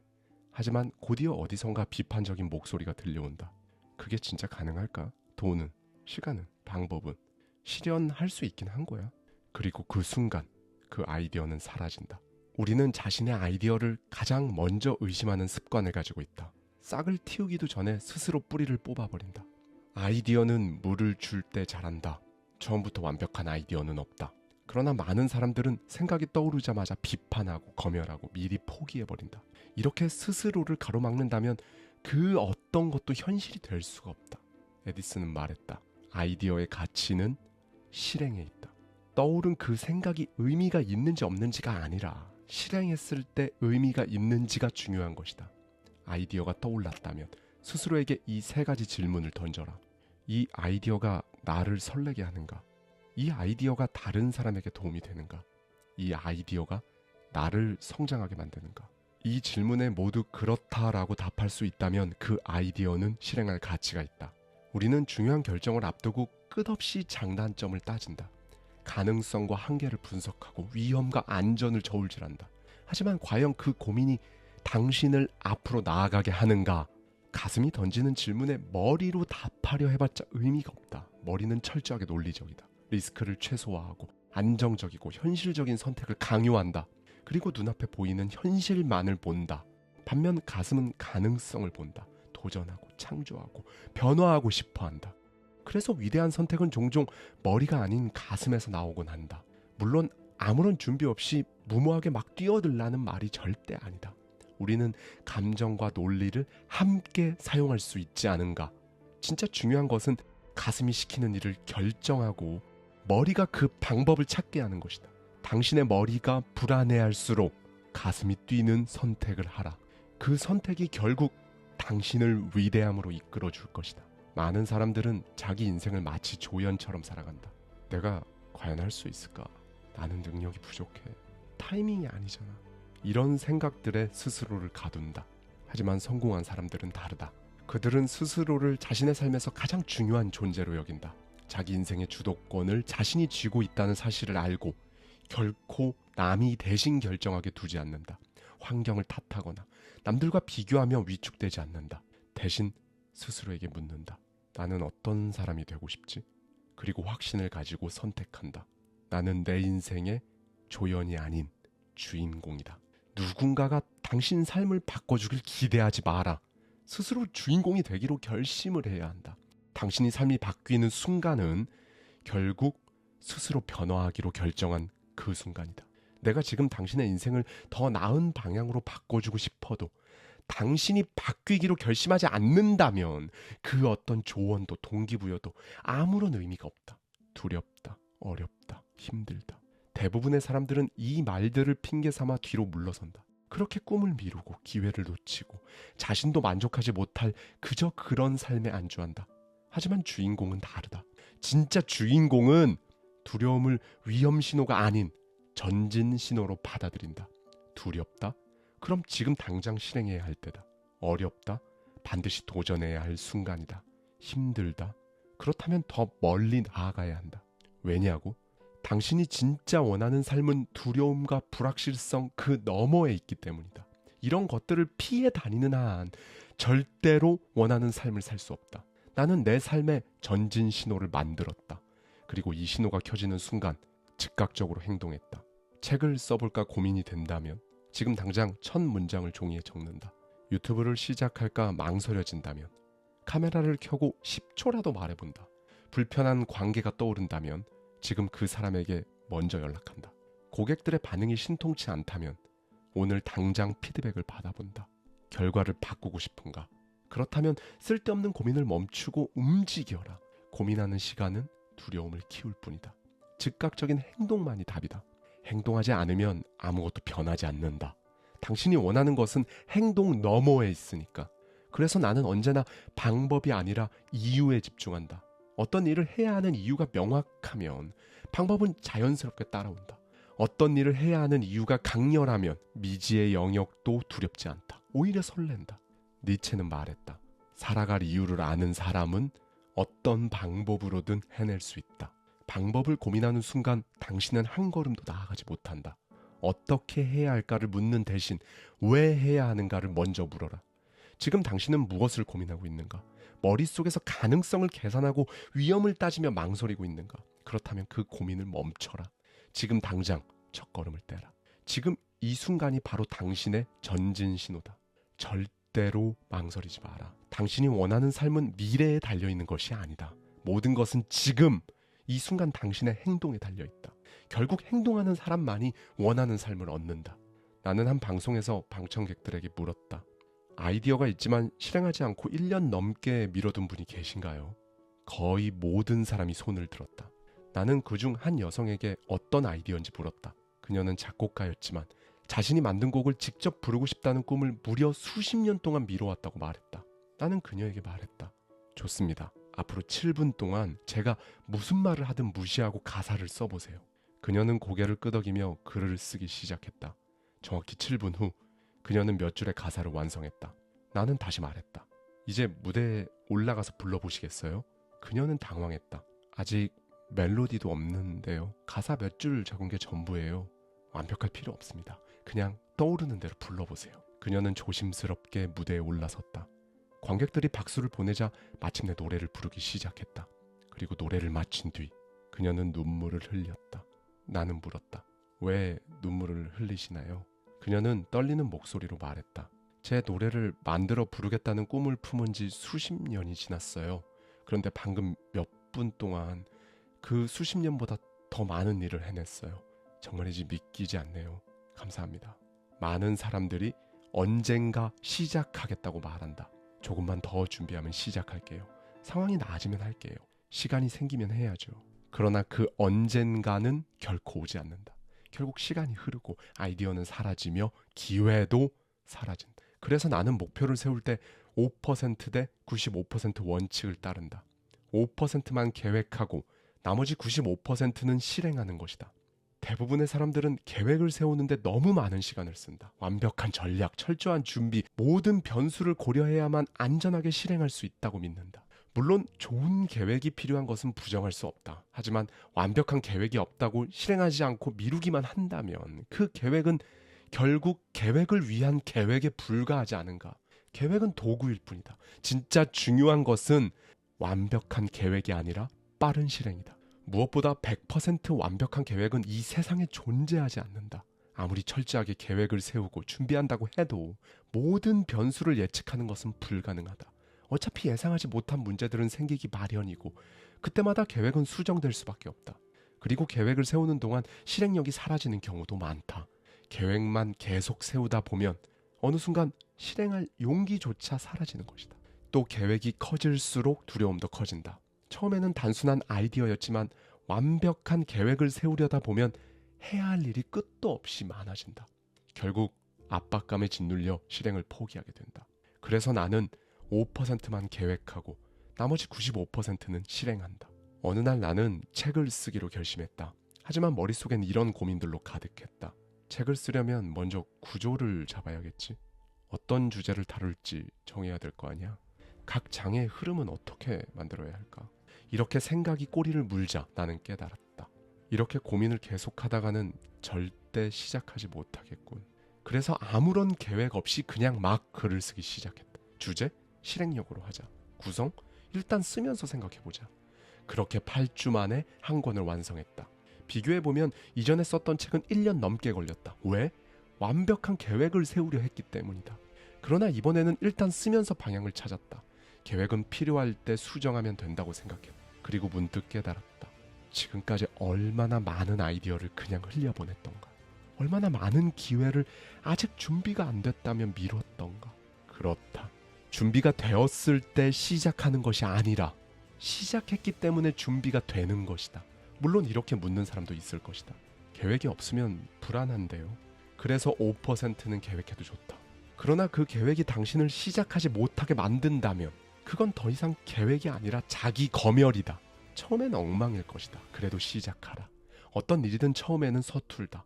실수투성이일 것이고 어설프고 때로는 창피할 만큼 형편없는 결과가 나올 수도 있다. 그러나 그것이 정상이다. 문제는 우리가 좋은 결과란 무엇인지 안다는 데 있다. 훌륭한 책이 어떤 책인지, 좋은 그림이 어떤 그림인지, 완벽한 연설이 어떤 연설인지 당신은 이미 알고 있다. 그렇기 때문에 당신이 처음 시도하는 것은 형편없게 느껴질 수밖에 없다. 그리고 여기서 진짜 문제가 시작된다. 당신은 최소한 평균 수준은 될 것이라 기대하지만 막상 결과물을 보면 절망적일 만큼 형편없다. 그 순간 대부분의 사람들은 포기해버린다. 이제부터 관점을 바꿔야 한다. 처음에는 당연히 엉망일 거라고 각오해야 한다. 형편없는 결과를 각오하는 사람만이 끝까지 해낼 힘을 얻는다. 당신이 처음 글을 쓰기 시작했다고 해보자. 좋아하는 작가가 있을 것이고 그들의 글을 읽으며 감탄했을 것이다. 그들이 쓴 문장은 아름답고 깊이 있으며 감동적이다. 그런데 당신이 처음 써본 문장은 아마도 형편없을 것이다. 역시 난 재능이 없나 봐. 나는 글쓰기가 안 맞는 것 같아. 그냥 포기하는 게 낫겠어. 대부분의 사람들은 이렇게 생각하며 처음부터 가능성을 접어버린다. 하지만 잘 생각해보자. 처음부터 완벽한 사람이 과연 존재하는가? 처음 만든 유튜브 영상이 바로 대박이 난 사람? 첫 번째 창업으로 엄청난 성공을 거둔 사람? 첫 그림을 그리자마자 천재라 불린 사람? 없다. 그런 사람은 없다. 나는 왜 이렇게 형편없지? 이렇게 고민할 필요가 없는 것이다. 당연한 과정이니까. 오히려 처음부터 잘 되었다면 그게 이상한 것이다. 처음은 형편없는 게 맞다. 하지만 계속하면 점점 나아진다. 나는 어느 날 갑자기 팟캐스트를 해보자라는 생각이 떠올랐다. 그런데 나는 팟캐스트를 한 번도 해본 적이 없었다. 장비도 없고 주제도 없고 기획도 없었다. 그때 내 머릿속에 들려온 소리는 이랬다. 준비가 필요해. 구상을 짜야 해. 완벽하게 준비한 후에 시작해야지. 그런데 내가 만약 이 말을 따랐다면 어땠을까?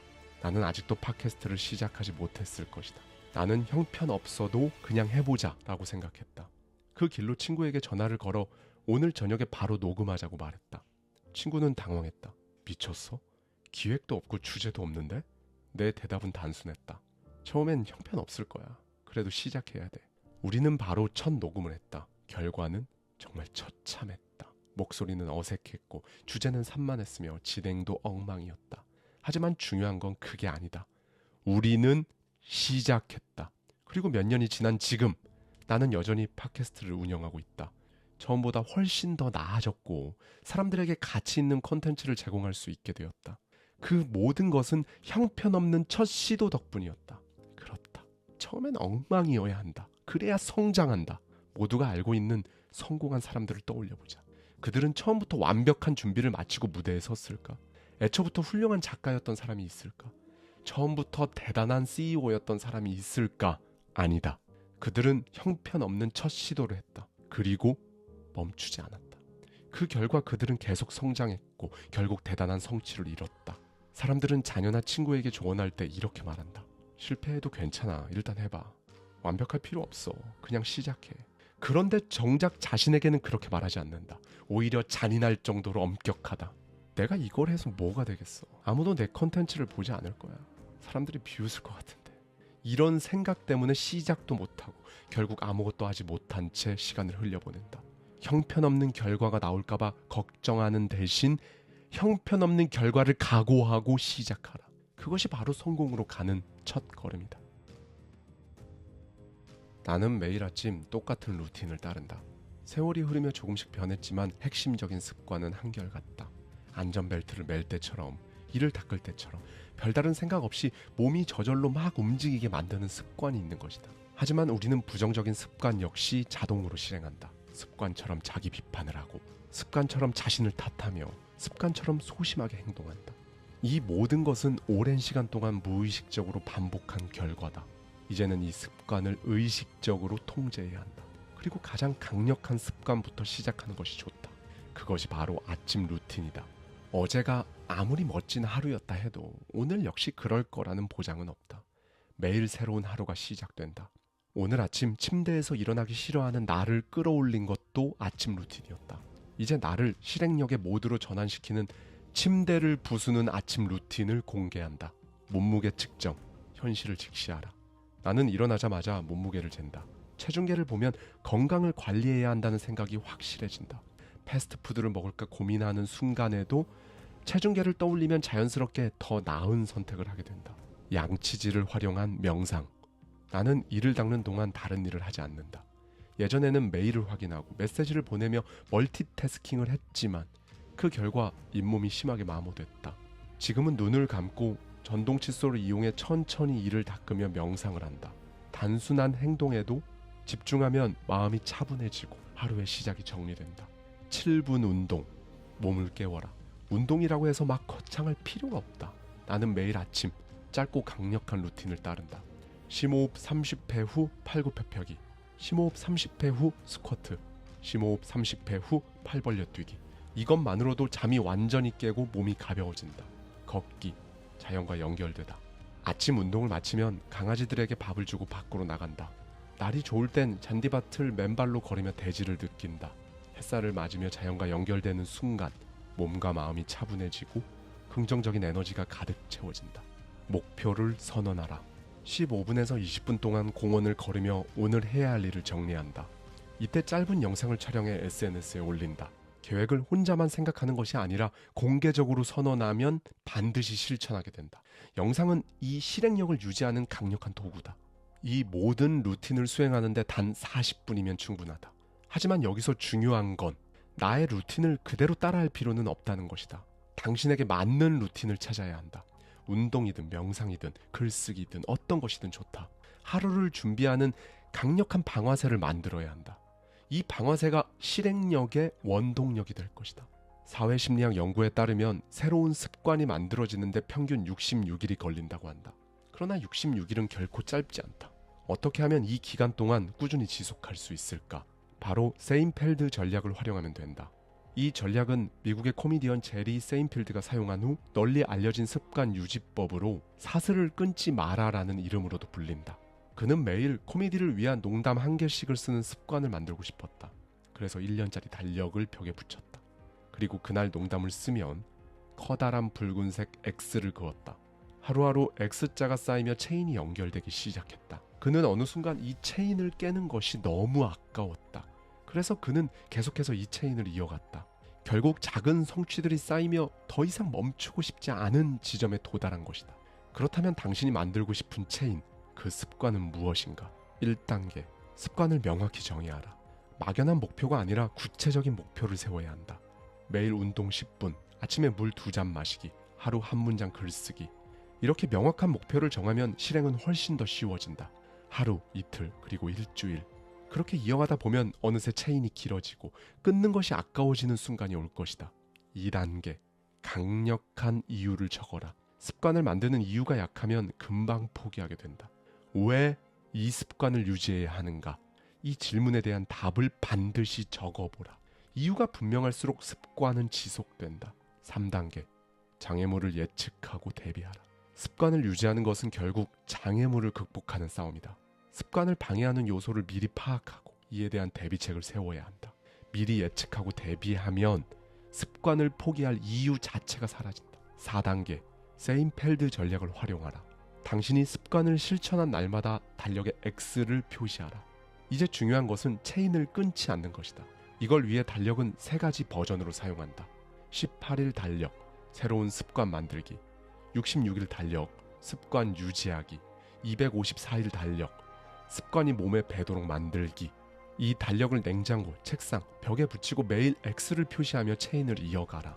앞서 이야기했듯 어느 순간 그 체인을 끊는 것이 아깝게 느껴지는 그 순간이 올 것이다.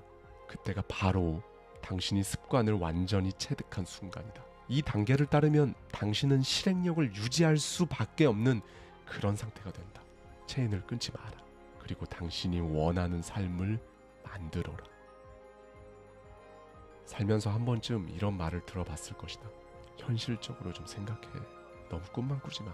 처음에는 자신감이 넘쳤다. 모든 게 가능하다고 믿었고 내 안에 창조성이 가득하다고 확신했다. 그런데 어느 순간부터 그 믿음이 흔들리기 시작했다. 왜일까? 사실 당신을 가로막는 부정적인 목소리들은 원래 당신 것이 아니었다. 사회가, 환경이, 주변 사람들이 주입한 것들이다. 그래서 가장 빠르고 강력한 변화의 방법은 환경을 바꾸는 것이다. 지금 당신의 삶을 한번 돌아보자. 매일 만나는 사람들, 매일 보는 뉴스, 소셜미디어까지 누가 당신의 에너지를 올려주고 누가 당신의 에너지를 갉아먹는가? SNS를 보면 우울해진다? 그런 계정은 차단하거나 팔로우를 끊어라. 만날 때마다 기운 빠지는 친구가 있다? 굳이 만날 필요가 없다. 연락을 줄여라. 매일 보는 뉴스가 부정적인 감정을 키운다? 하루에 한 번만 확인하고 긍정적인 콘텐츠로 대체하라. 어떤 관계든 어떤 습관이든 당신의 에너지를 갉아먹는다면 끊어야 한다. 나는 이런 것들을 에너지 기생충이라고 부른다. 만약 가족이 당신의 에너지를 빼앗아간다면 어떻게 해야 할까? 물론 가족을 사랑하지만 그렇다고 해서 그들의 부정적인 말이 당신의 에너지를 갉아먹도록 놔둬선 안 된다. 완전히 차단하기 어렵다면 경계를 설정하라. 가족조차도 당신의 인생을 대신 살아주지 않는다. 그들의 부정적인 말에 에너지를 뺏기지 마라. 에너지 기생충을 제거했다면 이제 그 자리를 좋은 사람들과 좋은 습관으로 채워야 한다. 영감을 주는 사람들과 가까워져라. 성공한 사람, 긍정적인 사람들과 교류하라. 업계에서 성장하는 사람들을 만나 대화하라. 책, 유튜브, 팟캐스트를 통해 멘토를 만들어라. 자연스럽게 변화를 만들고 긍정적인 사람들과 가까워지면 당신도 그들과 같은 사람이 된다. 진짜 성공한 사람들은 자신감을 판다. 똑같은 제품을 팔더라도 한 사람은 망설이며 말하고 한 사람은 확신을 가지고 말한다. 결과는 더 자신감 있는 사람이 이긴다. 당신이 원하는 삶을 살고 싶은가? 그렇다면 자신감 있는 사람들과 함께하라. 그들이 당신을 더 큰 무대로 이끌어줄 것이다. 지금 당장 당신의 환경을 바꿔라. 당신 삶도 그 즉시 바뀔 것이다. 성공하는 사람은 변명을 찾지 않는다. 그들은 해결책을 찾는다. 사람들은 보통 결과가 나오지 않으면 조바심을 낸다. 그러면서도 자기 자신에게는 한없이 관대하다. 정작 자기가 무엇을 바꿔야 하는지는 고민하지 않는다. 하지만 방향이 완전히 틀렸다. 이제 반대로 해야 한다. 결과에는 인내심을 가져라. 그러나 자기 자신에게는 조바심을 내라. 성공하지 못하고 있는 이유를 주변 환경 탓, 남 탓으로 돌리는 순간 당신의 삶은 절대 바뀌지 않는다. 그 모든 문제를 내가 해결할 수 있다고 받아들이는 순간 비로소 그때 변화가 시작된다. 간절히 원하는 것이 있는가?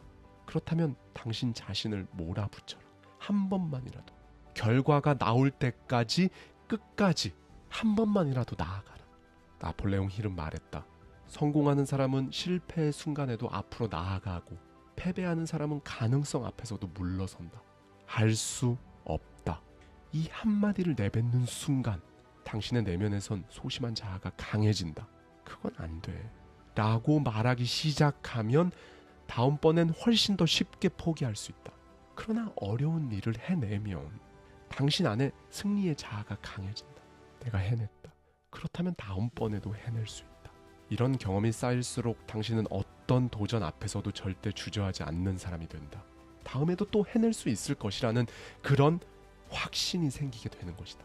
당신은 스스로를 어디까지 밀어붙일 수 있는가? 여기엔 절대로 정해진 답이 없다. 한계는 정해져 있는 게 아니다. 당신의 한계는 당신이 정한 곳까지다.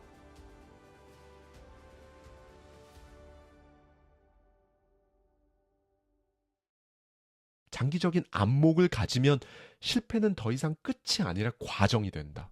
다시 한번 강조하겠다. 장기적인 안목을 가지면 실패는 더 이상 끝이 아니라 과정이 된다. 여러분은 성공합니다. 여러분이 그걸 원했기 때문이죠. 안녕하세요. 하와이 대저택입니다.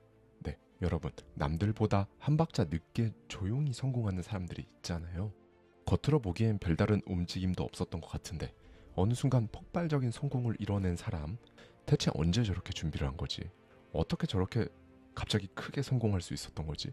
이런 의문이 드는 사람들 있잖아요. 네, 도대체 이런 사람들의 비결은 뭘까요? 그래서 오늘은요, 톰 버틀러 보던의 피크 타임, 이 책 속에 담겨있는 인사이트를 가져와서요, 저자의 시선에 저의 생각까지 더해서 여러분과 함께 생각해보고 싶은 부분들을 말씀드리도록 하겠습니다. 나의 삶은 영화처럼 막 극적이지도 않고 남들에게 자랑할 만큼 그렇게 화려하지도 않았다. 어린 시절 받았던 교육도 평범했다. 그러나 성인이 된 후 내가 하고 싶어서 시작한 공부가 인생의 전환점이 되었다. 나는 10년 동안 성공, 동기부여, 심리학 분야의 저명한 책을 수백 권 넘게 읽으며 탐구했다. 읽고 요약하고 내 생각을 덧붙이며 자기개발이라는 주제를 나만의 방식으로 정리했다. 하지만 깊이 몰입할수록 뭔가 부족하다는 느낌을 지울 수 없었다. 그리고 많은 사람들이 자기계발서를 읽고도 변화를 경험하지 못하는 이유가 바로 그 지점에 있다고 생각했다. 동기들보다 늦게 시작한 공부에 대한 압박감 때문이었을까? 나는 늘 뭔가를 만회하려는 듯 발버둥치듯 살고 있었다. 내 선택을 정당화하려면 더 잘해야 한다고 생각했다. 공부와 일을 병행하며 그렇게 치열한 나날을 보냈다. 그 과정에서 나는 신문과 잡지를 파는 아르바이트를 했다. 가게 주인은 팔리지 않은 신문과 잡지를 내게 주었고 나는 그걸 기숙사로 가져와 몇 번 읽었다. 그러던 어느 날 운명처럼 한 잡지가 눈에 띄었다. 제목은 석세스. 나는 사실 성공에 대한 기대, 미래에 대한 확신 뭐 이런 거 없었다. 성공한 사람들은 타고난 운, 특별한 능력을 가졌을 거라고 정말 굳게 믿고 있었다. 그런데 이 잡지는 완전히 다른 이야기를 하고 있었다. 성공이란 결단과 결심의 문제라는 것이다. 자신이 성공할 수 있다고 믿는 것.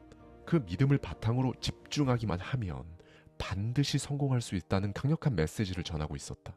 이 말이 그럴듯하게 들리긴 했지만 나는 이미 또래보다 3년이나 뒤처졌다고 느꼈다. 하지만 이때부터 성공한 사람들은 몇 살에 중요한 성취를 이뤘을까? 라는 질문에 집착하기 시작했다. 신문 속 인물 소개, 다큐멘터리, 성공 스토리를 볼 때마다 스스로에게 물었다.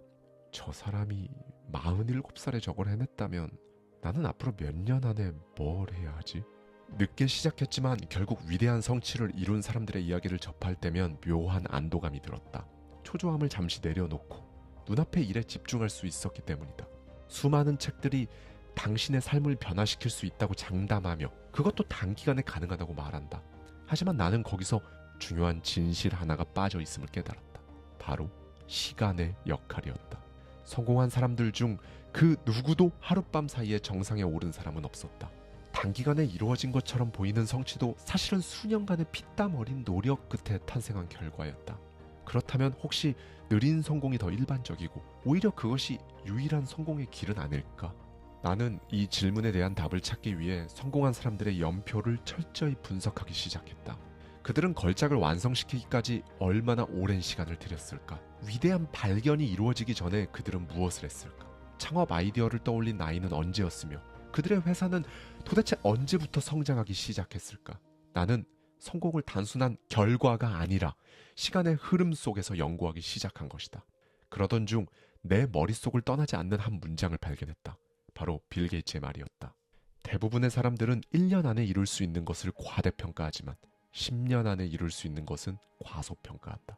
시간을 어떻게 바라보느냐에 따라 인생은 달라진다. 하지만 현대사회는 당신에게 정반대의 메시지를 막 주입한다. 최대한 빨리 성공해야 한다. 그렇지 않으면 도태된다. 그래서 당신은 시간이 부족하다는 강박 속에서 매일 허덕이며 조급함에 휩싸여 실패의 과정마저 두려워한다. 그러나 정말 위대한 성공은 단거리 경주가 아니라 장기 레이스에서 탄생한다. 현대인들은 시간을 돈으로 여기거나 싸워서 정복해야 할 대상으로 본다. 하지만 워렌 버핏은 시간을 적이 아닌 친구로 대하는 법을 먼저 배웠다. 덕분에 그는 세계 최고의 투자자가 되었다. 버핏은 투자할 회사를 정하면 그 가치가 세상에 드러날 때까지 인내심을 갖고 기다렸다. 모두가 빠른 고수익을 기대하는 시장에서 그는 오히려 주식을 몇십 년씩 보유하며 남들과는 정반대의 길을 걸었다. 확신을 갖고 선택을 한 뒤 나머지는 시간에 맡긴 것이다. 사람들은 성과를 빨리 얻기 위해 온갖 방법과 기술을 동원한다. 하지만 농부가 아무리 서둘러도 열매는 때가 되어야 익는다. 고대 로마의 철학자 에픽테토스는 이렇게 말했다. 위대한 것은 단시간에 이루어지지 않는다.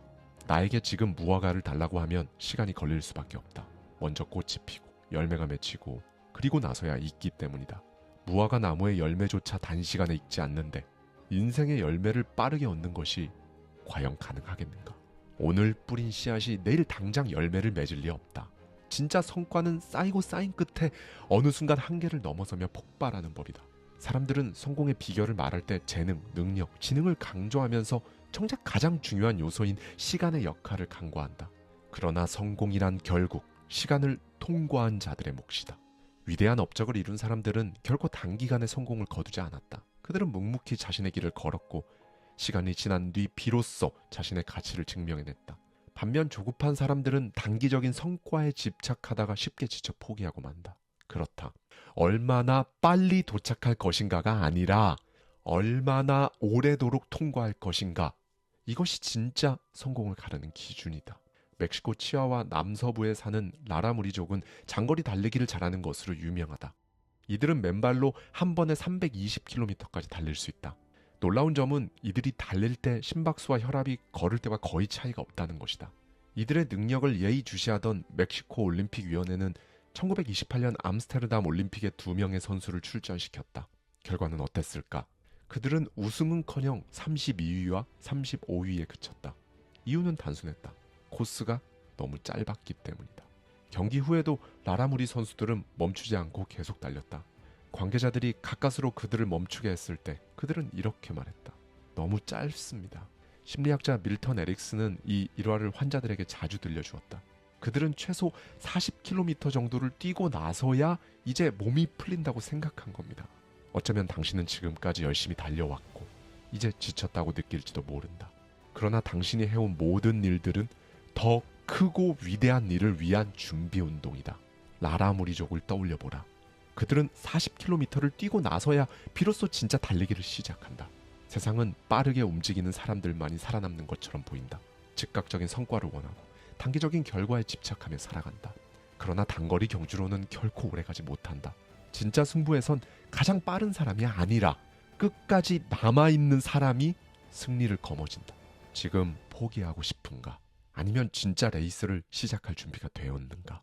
당신의 진짜 경주는 지금부터다. 그레이트 베이슨 브리슬콘 소나무는 지구상에서 가장 오래 사는 나무다. 무려 4,000년 넘게 살아남은 이 소나무는 캘리포니아 인요 국립공원의 해발 3,000m 척박한 환경 속에서 자란다. 이곳의 토양은 양분이 거의 없는 석회암층으로 강우량도 극히 적다. 그러나 이 극한의 환경 덕분에 브리슬콘 소나무는 다른 생명체의 위협을 받지 않는다. 화재가 발생할 초목도 없고 조밀한 나무 조직 덕분에 곤충과 박테리아의 공격에도 강하다. 대신 이 나무의 성장은 극도로 느리다. 브리슬콘 소나무가 꽃을 피우고 새로운 솔잎을 내는 기간은 1년에 고작 6주. 오래된 가지에서 천천히 새순이 돋아나는 방식으로 자라기 때문에 겉모습은 볼품없지만 그 누구보다 오래 살아남는다. 이렇게 언뜻 보면 오랜 시간 아무 일도 일어나지 않는 것처럼 보이는 것이 바로 성공의 본질이다. 이때 대부분의 사람들은 실망하며 스스로를 의심한다. 하지만 가치 있는 것들은 당신이 알아차릴 수 없을 만큼 느릿느릿 다가오기도 한다. 이탈리아 속담에는 이런 말이 있다. 느리게 가는 사람이 더 오래, 더 멀리 간다. 이 말은 천천히 가는 사람이 무조건 성공한다는 뜻이 아니다. 다만 천천히 이루어지고 있음에도 조급함에 지쳐 스스로 포기하는 사람들이 많다는 사실을 일깨워준다. 때로는 끝났다고 생각하는 순간이야말로 진짜 시작점이 될 수 있다. 철학자 쇼펜하우어는 77세에 자신의 걸작 의지와 표상으로서의 세계 개정판을 내면서 이렇게 적었다. 온종일 헤맸을지라도 저녁 무렵 목적지에 도달했다면 그것으로 충분하다. 성공이 단기간에 이루어진다는 환상은 때론 사람들을 눈멀게 한다. 진짜 성공은 시간이 결정적인 역할을 한다는 그 사실을 인정하는 것에서 시작된다. 이것이야말로 당신이 받아들여야 할 가장 생산적인 사고방식이다. 이 사고방식은 당신이 걷고 있는 길이 뚜렷하지 않고 불확실해 보일지라도 결코 잘못된 것이 아니라는 사실을 깨닫게 한다. 장기적인 안목을 가지면 삶을 더 넓은 시각에서 바라볼 수 있다. 게다가 현대사회에서 당신은 과거보다 더 오래 살 수 있다. 결국 무언가를 이루기에 너무 늦은 순간은 존재하지 않는 것이다. 그리고 성공한 사람들의 상당수는 오랜 시간 다른 커리어를 쌓은 뒤에 자신만의 위대한 프로젝트나 열정을 발견하기도 한다. 그들 역시 긴 시간 동안 방황하고 자신의 길을 찾지 못해 고민한다. 하지만 시간이 흐른 후 되돌아보면 그 모든 과정이 결국 성공으로 가는 길목에 있었던 것이다. 우리는 모두 성공할 수 있는 능력을 충분히 가지고 있지만 우주는 성공의 지름길을 쉽게 허락하지 않는다. 이 사실을 받아들이는 순간 당신 역시 진짜 성공의 길에 들어서게 된다. 수도꼭지에서 물이 한 방울씩 천천히 떨어지고 있다. 처음엔 그저 미미한 변화처럼 보인다. 수도꼭지를 닫을 생각도 없이 그냥 놔둔다. 그러나 다음날 아침 놀라운 광경이 펼쳐진다. 양동이가 가득 찬 것이다. 어떻게 이런 일이 가능했을까? 이유는 단 하나. 충분한 시간이 있었기 때문이다. 우리는 매일 이렇게 묻는다. 이걸 하는데 얼마나 걸리지? 얼마나 빨리 끝낼 수 있을까? 이렇게 오래 걸리는 걸 보면 뭔가 잘못된 거 아니야? 혹시 이런 생각에 사로잡혀 살고 있진 않은가? 세상에는 시간에 쫓겨 사는 사람과 시간을 활용하는 사람이 있다. 그리고 시간이 흐르면 그 둘의 차이는 극명하게 드러난다. 시간을 길게 바라보면 삶의 굵직한 결정을 과감히 내릴 수 있다. 새로운 커리어를 시작하거나 사업을 꾸리거나 사회적 도전을 감행하는 일, 무엇이든 상관없다. 중요한 것은 그 일을 마치는 데 걸리는 시간을 온전히 이해하는 것이다. 지금까지 이룬 것이 만족스럽지 않더라도 시간과 경주를 벌일 필요는 없다. 당신이 할 일은 단 하나, 누적되는 시간을 믿고 해야 할 일들을 끝까지 하는 것이다. 100년 전만 해도 미국에서 태어난 남성의 평균 수명은 46세, 여성은 48세에 불과했다. 그러나 1950년대 이후 영양 섭취가 개선되고 의학 기술이 발달하면서 수명은 급격히 늘어났다. 2000년대에 들어서면서 남성 74세, 여성은 80세까지 기대 수명이 증가했다. 영국도 마찬가지다. 1800년대에는 평균 수명이 40세에 불과했지만 지금은 80세를 넘어섰다. 놀라운 것은 로마 시대부터 1800년까지 인간의 기대 수명에는 거의 변화가 없었다는 사실이다. 그렇다. 우리는 인류 역사상 가장 긴 수명을 누리는 세대다. 그리고 지금도 10년마다 최소 2년씩 기대 수명이 증가하는 시대를 살고 있다. 그렇다면 이 시간을 어떻게 활용해야 할까? 많은 사람들이 인생은 짧다고 말한다. 하지만 이 말은 반은 맞고 반은 틀리다. 오늘날 우리는 90대에도 활동적이고 독립적인 삶을 사는 사람들을 쉽게 볼 수 있다. 100세까지 사는 것은 더 이상 특별한 일이 아닌 것이다. 과거에는 더 이상 인간의 수명이 늘어나지 않을 것이라고 단정짓고 또 실제로 그렇게 믿었다. 그러나 우리는 더 오래 살고 더 건강하게 나이 들어가고 있다. 실제로 유엔은 1970에서 80년대에 이미 인간의 수명이 자연적인 한계에 도달했다고 주장했지만 그 이후에도 기대 수명은 꾸준히 증가했다.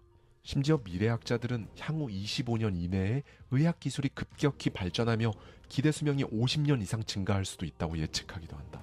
이미 줄기세포 연구, 유전자 치료, 장기 재생 기술이 빠르게 발전하고 있기 때문이다. 그럼에도 나는 나이가 많아서 새로운 도전을 하기엔 늦었어. 이런 생각을 하고 있다면 그것이야말로 완전히 잘못된 사고방식이다. 조지아 대학교 심리학 교수 데이빗 슈워츠는 이걸 나이 핑계병이라고 불렀다. 그는 자신의 저서 크게 생각할수록 크게 이룬다에서 이렇게 말했다. 사람들은 나이를 이유로 도전을 포기하지만 실제로는 나이가 아니라 자신이 그렇게 믿기 때문에 포기하는 것이다. 슈워츠 교수는 인간의 생산 연령을 20세부터 80세까지, 즉 60년으로 설정했다. 그렇다면 당신의 생산 연령은 얼마나 남았을까? 당신이 30살이라면 생산 기간의 83%가 남아있다. 40살이라면 67%가 남아있다. 사람들은 흔히 50살에 뭔가를 시작하기엔 너무 늦었다고 생각하지만 그때도 여전히 50%의 생산적인 시간이 남아있다. 65세에도 25%의 생산적인 시간이 남아있다.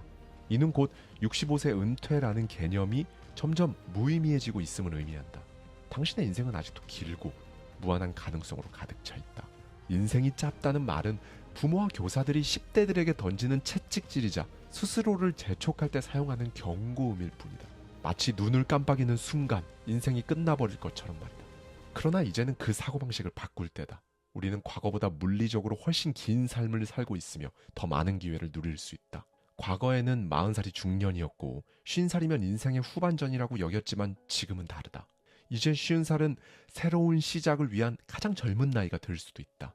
인간의 기대 수명이 늘어났다면 사고방식도 그에 맞춰 변화해야 하는 것이다. 지금 당신이 30대든 40대든 50대든 심지어 60대든 상관없다. 인생은 한 번 터지고 마는 폭죽 같은 게 아니다. 레오나르도 다빈치는 말했다. 최고의 즐거움은 천천히 다가온다. 최고의 성공도 마찬가지다.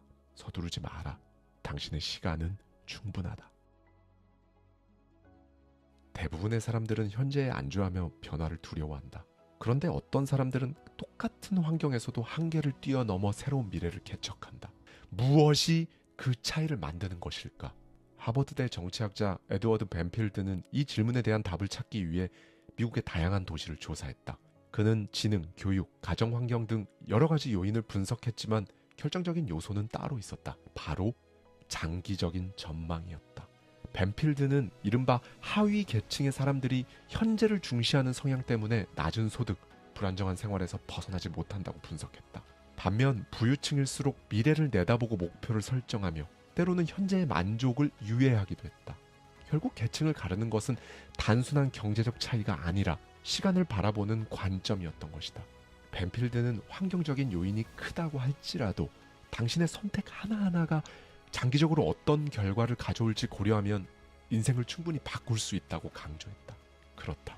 당신이 지금 선택하는 모든 결정이 당신의 10년 후를 결정한다. 당신은 지금 아무 생각 없이 시간을 소비하는가? 아니면 목표를 세우고 시간을 투자하는가? 20대의 윈스턴 처칠은 영국 정계에서 가장 촉망받는 인물이었다. 34살에 해군 장관이 되었고 대담한 개혁을 추진하며 승승장구했다. 하지만 1915년 다르다넬스 해협 작전에서 치명적인 패배를 겪으며 정치 인생이 추락했다. 40살의 처칠은 실각했고 이후 20년 동안 정치적 자리에서 밀려났다. 그러나 시간이 지나며 상황은 변했다. 1930년대 말 나치 독일의 위협이 커지자 영국에는 강경한 지도자가 필요했다. 정치적 실패를 통해 단련된 처칠은 더욱 강한 신념과 경험을 갖춘 리더로 돌아왔다. 그리고 1940년 66살의 처칠은 영국 총리가 되어 제2차 세계대전을 승리로 이끌었다. 1990년대 초 제프 베이조스는 뉴욕 월스트리트에서 안정적인 직장을 다니고 있었다.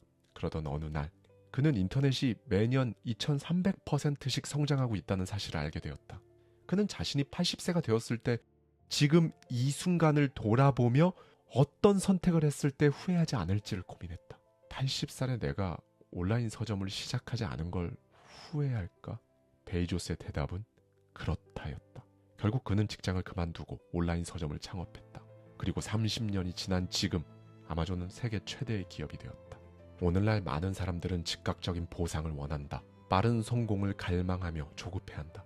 하지만 윈스턴 처칠, 제프 베이조스, 그리고 수많은 거대한 기업들은 모두 긴 안목을 가지고 움직였다. 장기적인 안목을 가지면 실패는 더 이상 끝이 아니라 과정이 된다. 다시 한번 강조하겠다. 장기적인 안목을 가지면 실패는 더 이상 끝이 아니라 과정이 된다. 성공은 하루 이틀, 몇 달 사이에 결정되는 것이 아니다. 1년, 3년, 10년을 내다볼 줄 아는 사람이 결국 모든 것을 차지한다. 인생이든 경력이든 비즈니스든 멀리 내다보면 걱정이 사라진다. 물론 내가 그랬던 것처럼 처음에는 남들보다 뒤처지는 것처럼 느껴질 수도 있다. 하지만 장기적으로 보면 누가 정말 승자인지는 극명하게 갈린다. 대부분의 사람들은 성공 직전에 포기하기 때문이다. 많은 사람들은 성공이 타이밍의 문제라고 말한다. 그러나 진짜 성공한 사람들은 스스로 타이밍을 만든다. 시기를 고민할 시간에 지금 할 수 있는 일을 하라. 최적의 순간은 오지 않는다. 오직 당신이 만들어낼 뿐이다. 남들이 지금은 때가 아니다 라고 말할 때 당신은 지금이 바로 그때다 라고 선언하라. 사람들은 미래를 마치 운명처럼 떠받들지만 사실 미래는 당신의 오늘이 쌓여 만들어지는 것이다. 과거의 당신이 지금의 당신을 만들었듯 지금의 당신이 미래의 당신을 만든다. 성공의 시작은 타이밍이 아니다. 당신의 결단이다. 1970년대 심리학자 허버트 사이먼과 윌리엄 체이스는 연구를 통해 세계 최고의 체스 선수조차 최소 10년은 꾸준히 훈련해야 정상에 오를 수 있다는 사실을 밝혀냈다. 단순한 재능만으로는 최고가 될 수 없다는 것이다. 이 연구는 이후 음악, 수영, 문학, 테니스 등 다양한 분야에서도 검증되었다. 특히 500곡의 위대한 음악 작품을 분석한 결과 대부분의 작곡가들이 최초 10년 동안에는 걸작을 남기지 못했다는 사실 또한 발견했다. 물론 예외적으로 어린 나이에 성공한 경우도 있었지만 그들 역시 최소 10년 이상의 훈련을 거친 상태였다. 그렇다. 성공을 위한 침묵의 10년은 선택이 아니라 필수다. 그리고 그 시간을 통과한 사람만이 정상에 오른다.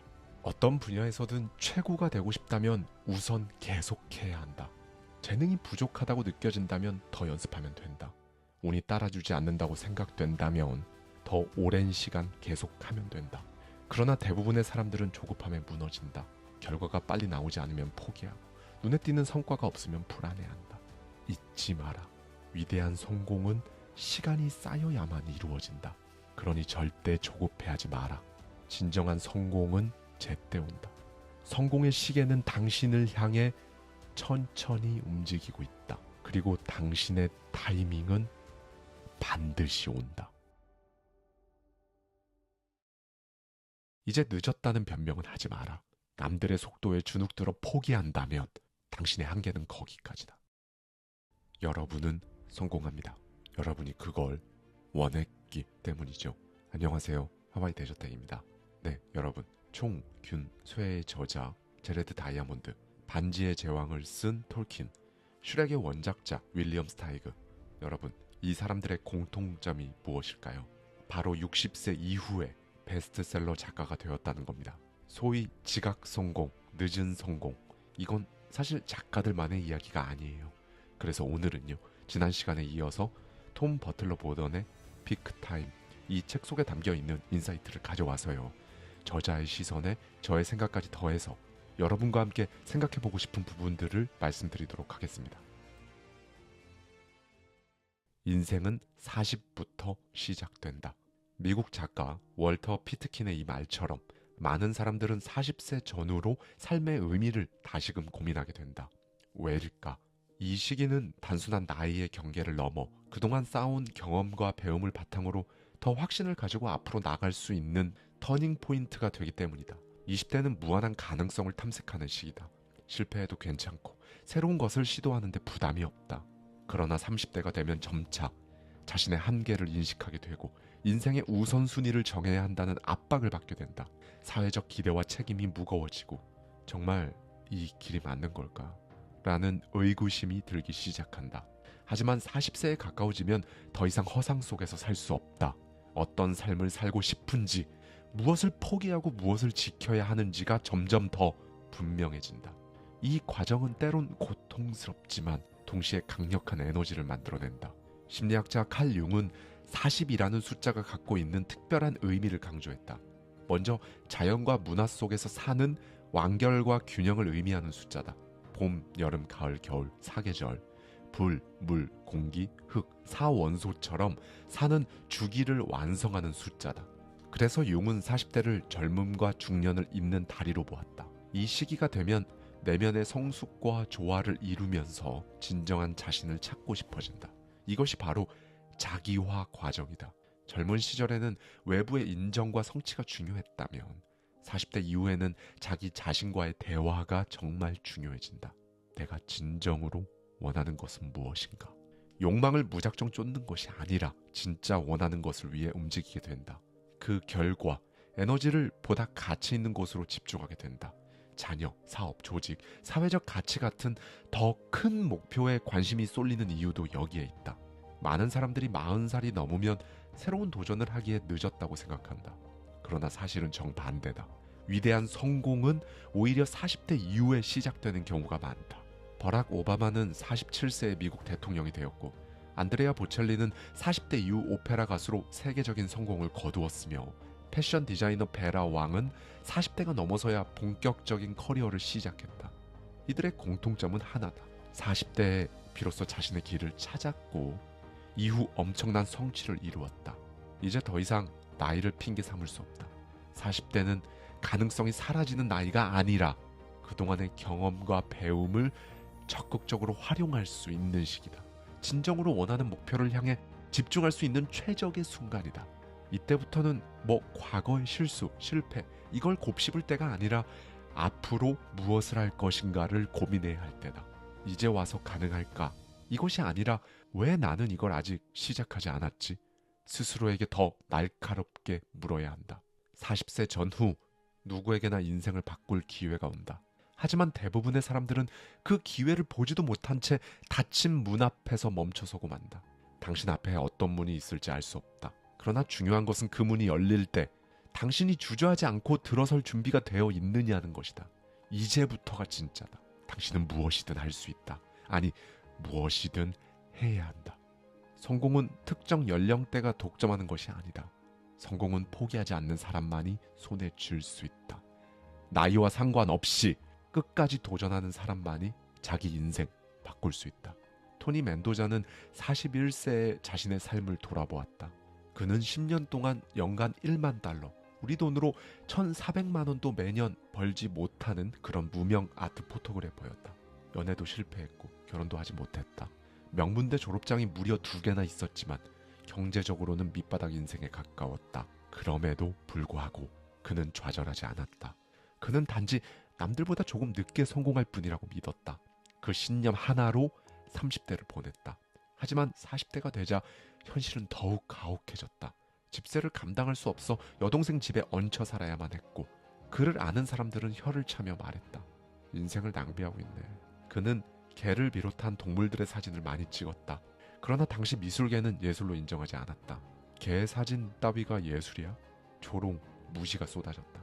부모님조차 돈을 벌 수 있는 사진을 찍거나 그게 싫으면 직장을 구해 남들처럼 살아라 라고 말했다. 하지만 그는 자신이 원하는 사진을 계속 찍었다. 그리고 마침내 변화가 찾아왔다. 그의 작품이 잡지에 실리기 시작했고 전시회가 열렸으며 뉴욕 현대미술관에도 그의 사진이 걸리기 시작한 것이다. 무엇보다도 그를 스타로 만든 건 남들이 그토록 반대하고 우습게 여겼던 그 동물 사진이었다.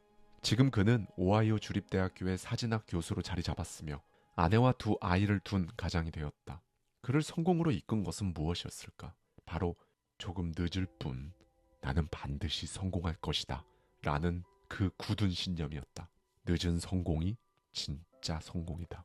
토니 멘도자는 이 믿음을 KFC 창립자 커넬 샌더스에게서 얻었다.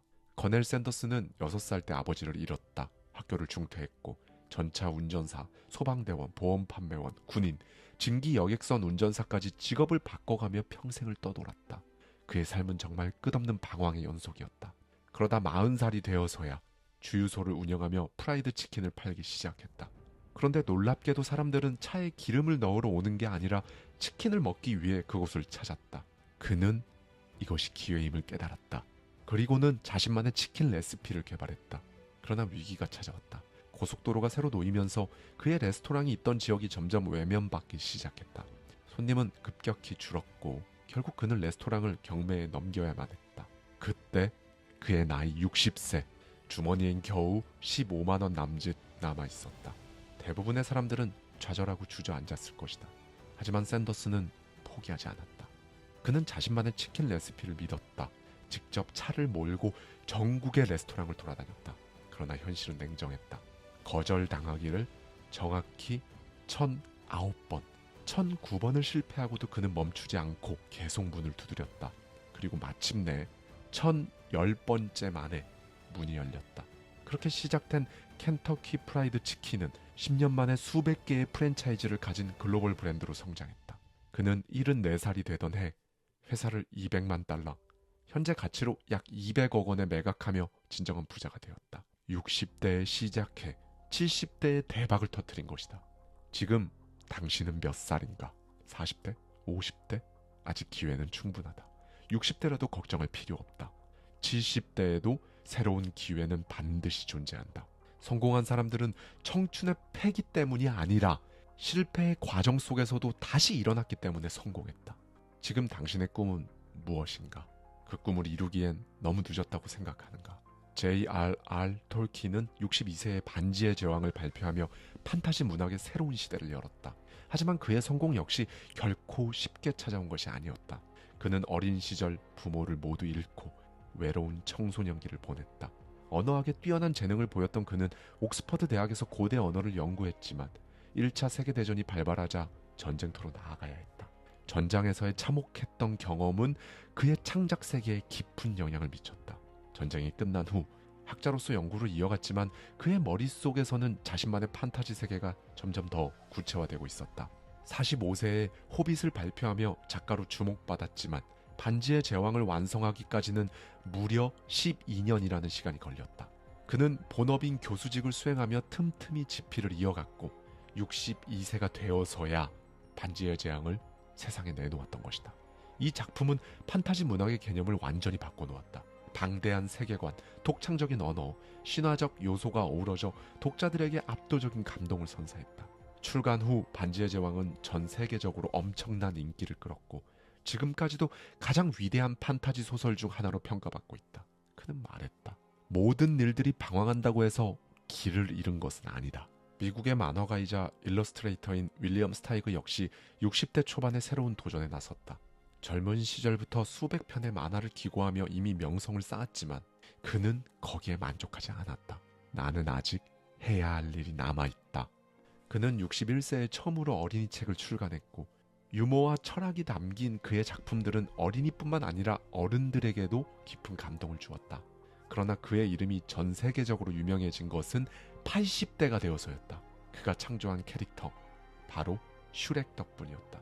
무려 83세에 발표한 그림책 슈렉은 후에 애니메이션 영화로 제작되면서 전 세계적인 사랑을 받았고 그를 전설적인 작가로 만들었다. 그는 80대 이후에도 왕성한 창작 활동을 이어갔으며 나이는 창의력의 한계를 결정지을 수 없다는 것을 몸소 증명했다. 그는 말했다. 당신이 시작할 수 있다고 믿는다면 그때가 가장 좋은 때다. 이제 늦었다는 변명은 하지 마라. 남들의 속도에 주눅들어 포기한다면 당신의 한계는 거기까지다. 내일부터 하면 되지. 이제 와서 뭘, 이미 늦었어. 이런 생각과 말을 도대체 몇 번이나 반복하며 살아왔는가.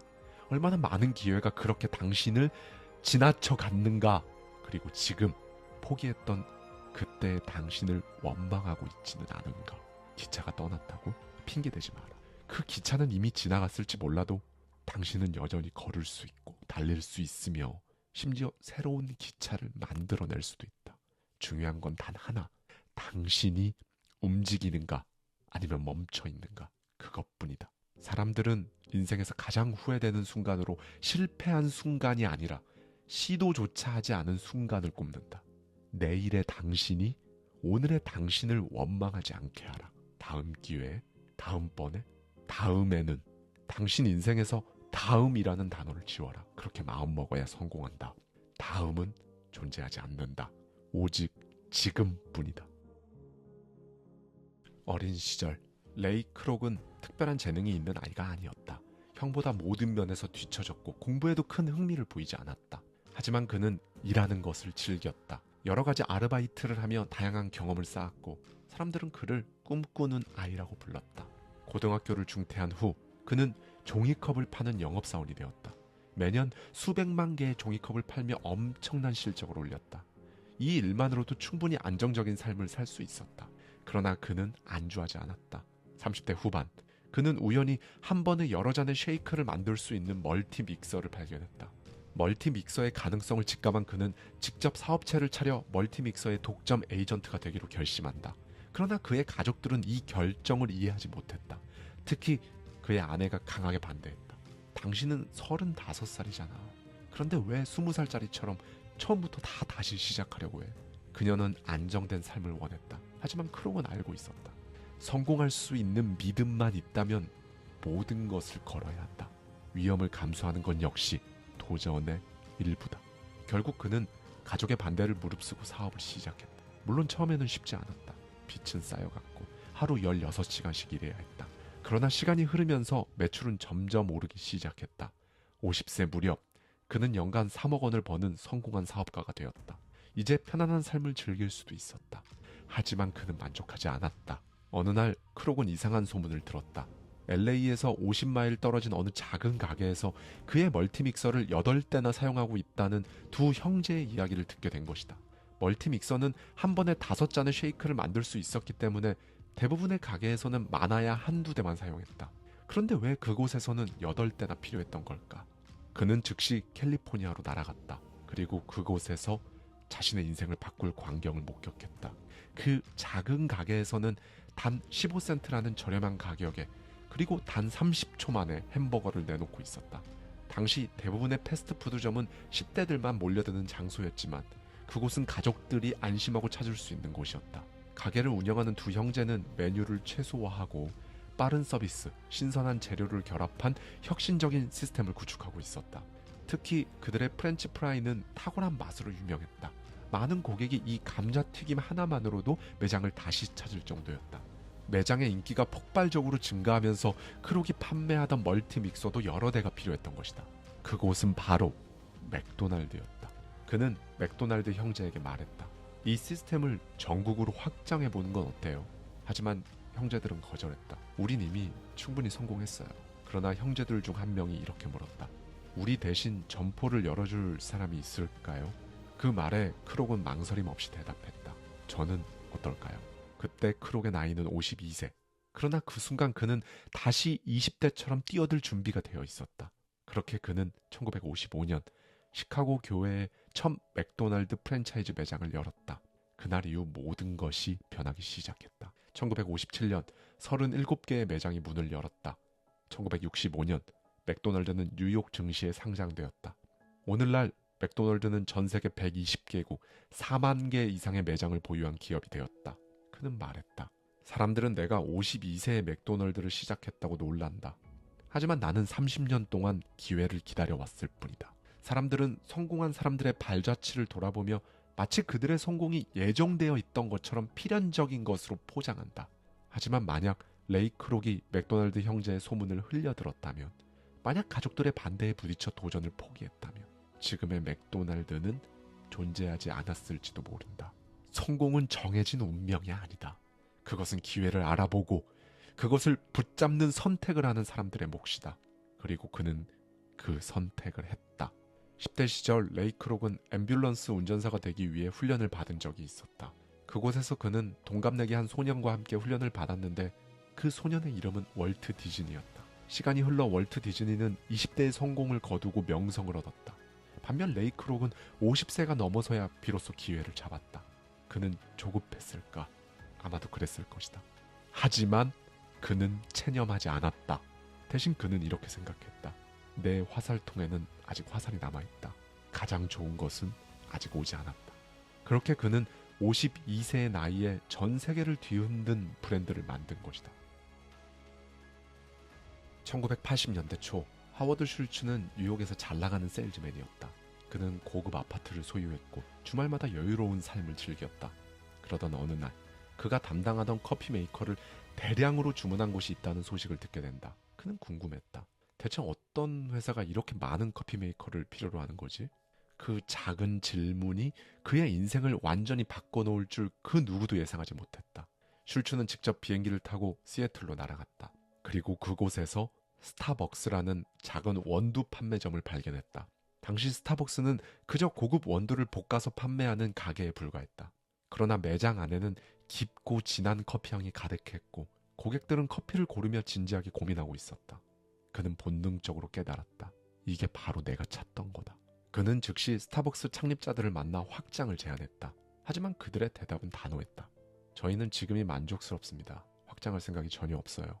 슐츠는 포기하지 않았다. 끈질기게 설득한 끝에 그는 결국 스타벅스의 마케팅 책임자로 합류했다.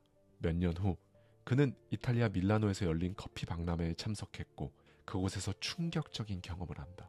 장소는 전형적인 이탈리아의 카페였지만 진한 에스프레소와 부드러운 우유 거품이 조화를 이룬 카페 라떼를 그곳에서 난생 처음 맛보게 된 것이다. 그는 새로운 확신을 얻었다. 스타벅스는 단순한 원두 판매점이 아니라 커피를 경험하는 공간이 되어야 한다. 하지만 이번에도 창립자들은 단칼에 거절했다. 우리는 원두를 파는 회사입니다. 카페 사업은 우리의 방향이 아니에요. 그는 선택해야 했다. 그냥 여기서 만족하고 안주할 것인가? 아니면 자신만의 길을 개척할 것인가? 슐츠는 결단을 내렸다. 그는 스타벅스를 떠나 자신만의 커피 브랜드를 창업하기로 한다. 그리고 몇 년 뒤 다시 돌아와 그 스타벅스를 인수했다. 그가 스타벅스를 인수한 후 10년 만에 스타벅스 매장은 1,300개로 늘어났다. 현재 스타벅스는 전 세계 80개국 36,000개 이상의 매장을 운영하는 글로벌 브랜드가 되었다. 맥도날드와 스타벅스, 결코 우연히 탄생한 브랜드가 아니다. 그것은 결단의 결과물이다. 레이 크록이 맥도날드 형제에게 말했다. 제가 해보겠습니다. 하워드 슐츠가 스타벅스 창립자들에게 말했다. 이 브랜드를 전 세계로 확장해 볼게요. 그리고 그들의 결단은 세상까지 바꾸었다. 세상에는 수많은 기회가 존재한다. 하지만 그 기회를 실제로 붙잡는 사람은 극히 드물다. 성공한 사람들의 공통점은 완벽한 타이밍이 올 때까지 기다리지 않는다는 것이다. 그들은 불확실한 상황에서도 결과를 100% 확신할 수 없더라도 지금 해야 한다고 판단하면 반드시 행동에 나선다. 당신이 열정을 쏟을 수 있다면 그 길을 가기로 결단하라. 그 결단이 당신을 어디까지 데려갈지는 정말 아무도 모른다. 당신의 인생은 아직 결정되지 않았다. 당신은 스스로를 단순한 유전적 결과물이라고 생각하는가? 아니면 가정 환경과 교육, 사회적 배경이 이미 당신의 미래를 결정했다고 믿는가? 만약 그렇다면 그 믿음이 당신 성공을 제한하고 있을지도 모른다. 하지만 기억하라. 과거는 단지 경험일 뿐 절대로 당신의 미래를 결정짓지 못한다. 과거 실적은 미래 수익을 보장하지 않습니다. 금융 상품의 안내문처럼 당신의 삶도 마찬가지다. 과거가 어떠했든 미래를 어떻게 만들어갈지는 전적으로 당신의 선택에 달려있다. 지금 당신이 서 있는 곳은 그냥 단순한 현재가 아니다. 한 걸음을 나아가느냐 주저앉느냐에 따라 완전히 다른 삶이 펼쳐질 수 있는 정말 중요한 변곡점이다. 한나 아렌트는 말했다. 새로운 것은 통계, 개연성을 다 거스르고 등장한다. 그렇다. 당신이 내리는 결정 하나, 지금 시작하는 작은 행동 하나가 지금까지의 패턴을 완전히 뒤집을 수도 있다. 어쩌면 당신은 인생의 레이스가 끝났다고 생각할지도 모른다. 과거의 영광에 머물며 자신의 에너지와 가능성이 이미 바닥났다고 느끼고 있을 수도 있다. 하지만 나는 두 가지를 강조해왔다. 첫째, 성공은 예상보다 오래 걸린다. 둘째, 우리는 역사상 가장 긴 삶을 살고 있다. 이 두 가지를 이해한다며 성공은 조급하게 찾아오는 것이 아니라 꾸준한 과정 속에서 만들어진다는 것을 깨닫게 될 것이다. 너무 빨리 달리려 하지 마라. 기본이 탄탄해질 때까지 속도를 내지 마라. 우직하게 준비하고 때가 오면 속도를 높여라. 이것이 성공의 원칙이다. 하고 있어라. 무엇이든 어디서든 어떤 상황에서든 당신이 해야 할 것을 하고 있어라. 하고 있으면 결국 변화가 찾아온다. 당신이 변하든 상황이 변하든 때가 되면 당신의 움직임에 세상이 반응하기 시작한다. 두 눈을 뜨고 가슴을 펴고 당당하게 앞으로 나아가라. 당신 최고의 순간은 아직 오지 않았다. 감사합니다. 지금까지 하와이 대저택이었습니다. 저와 함께 매달 한 권씩 책 속에 담긴 격렬한 통찰을 통해 한 단계 더 성장하고자 하는 분들은 아래 고정되어 있는 댓글을 참고해 주세요.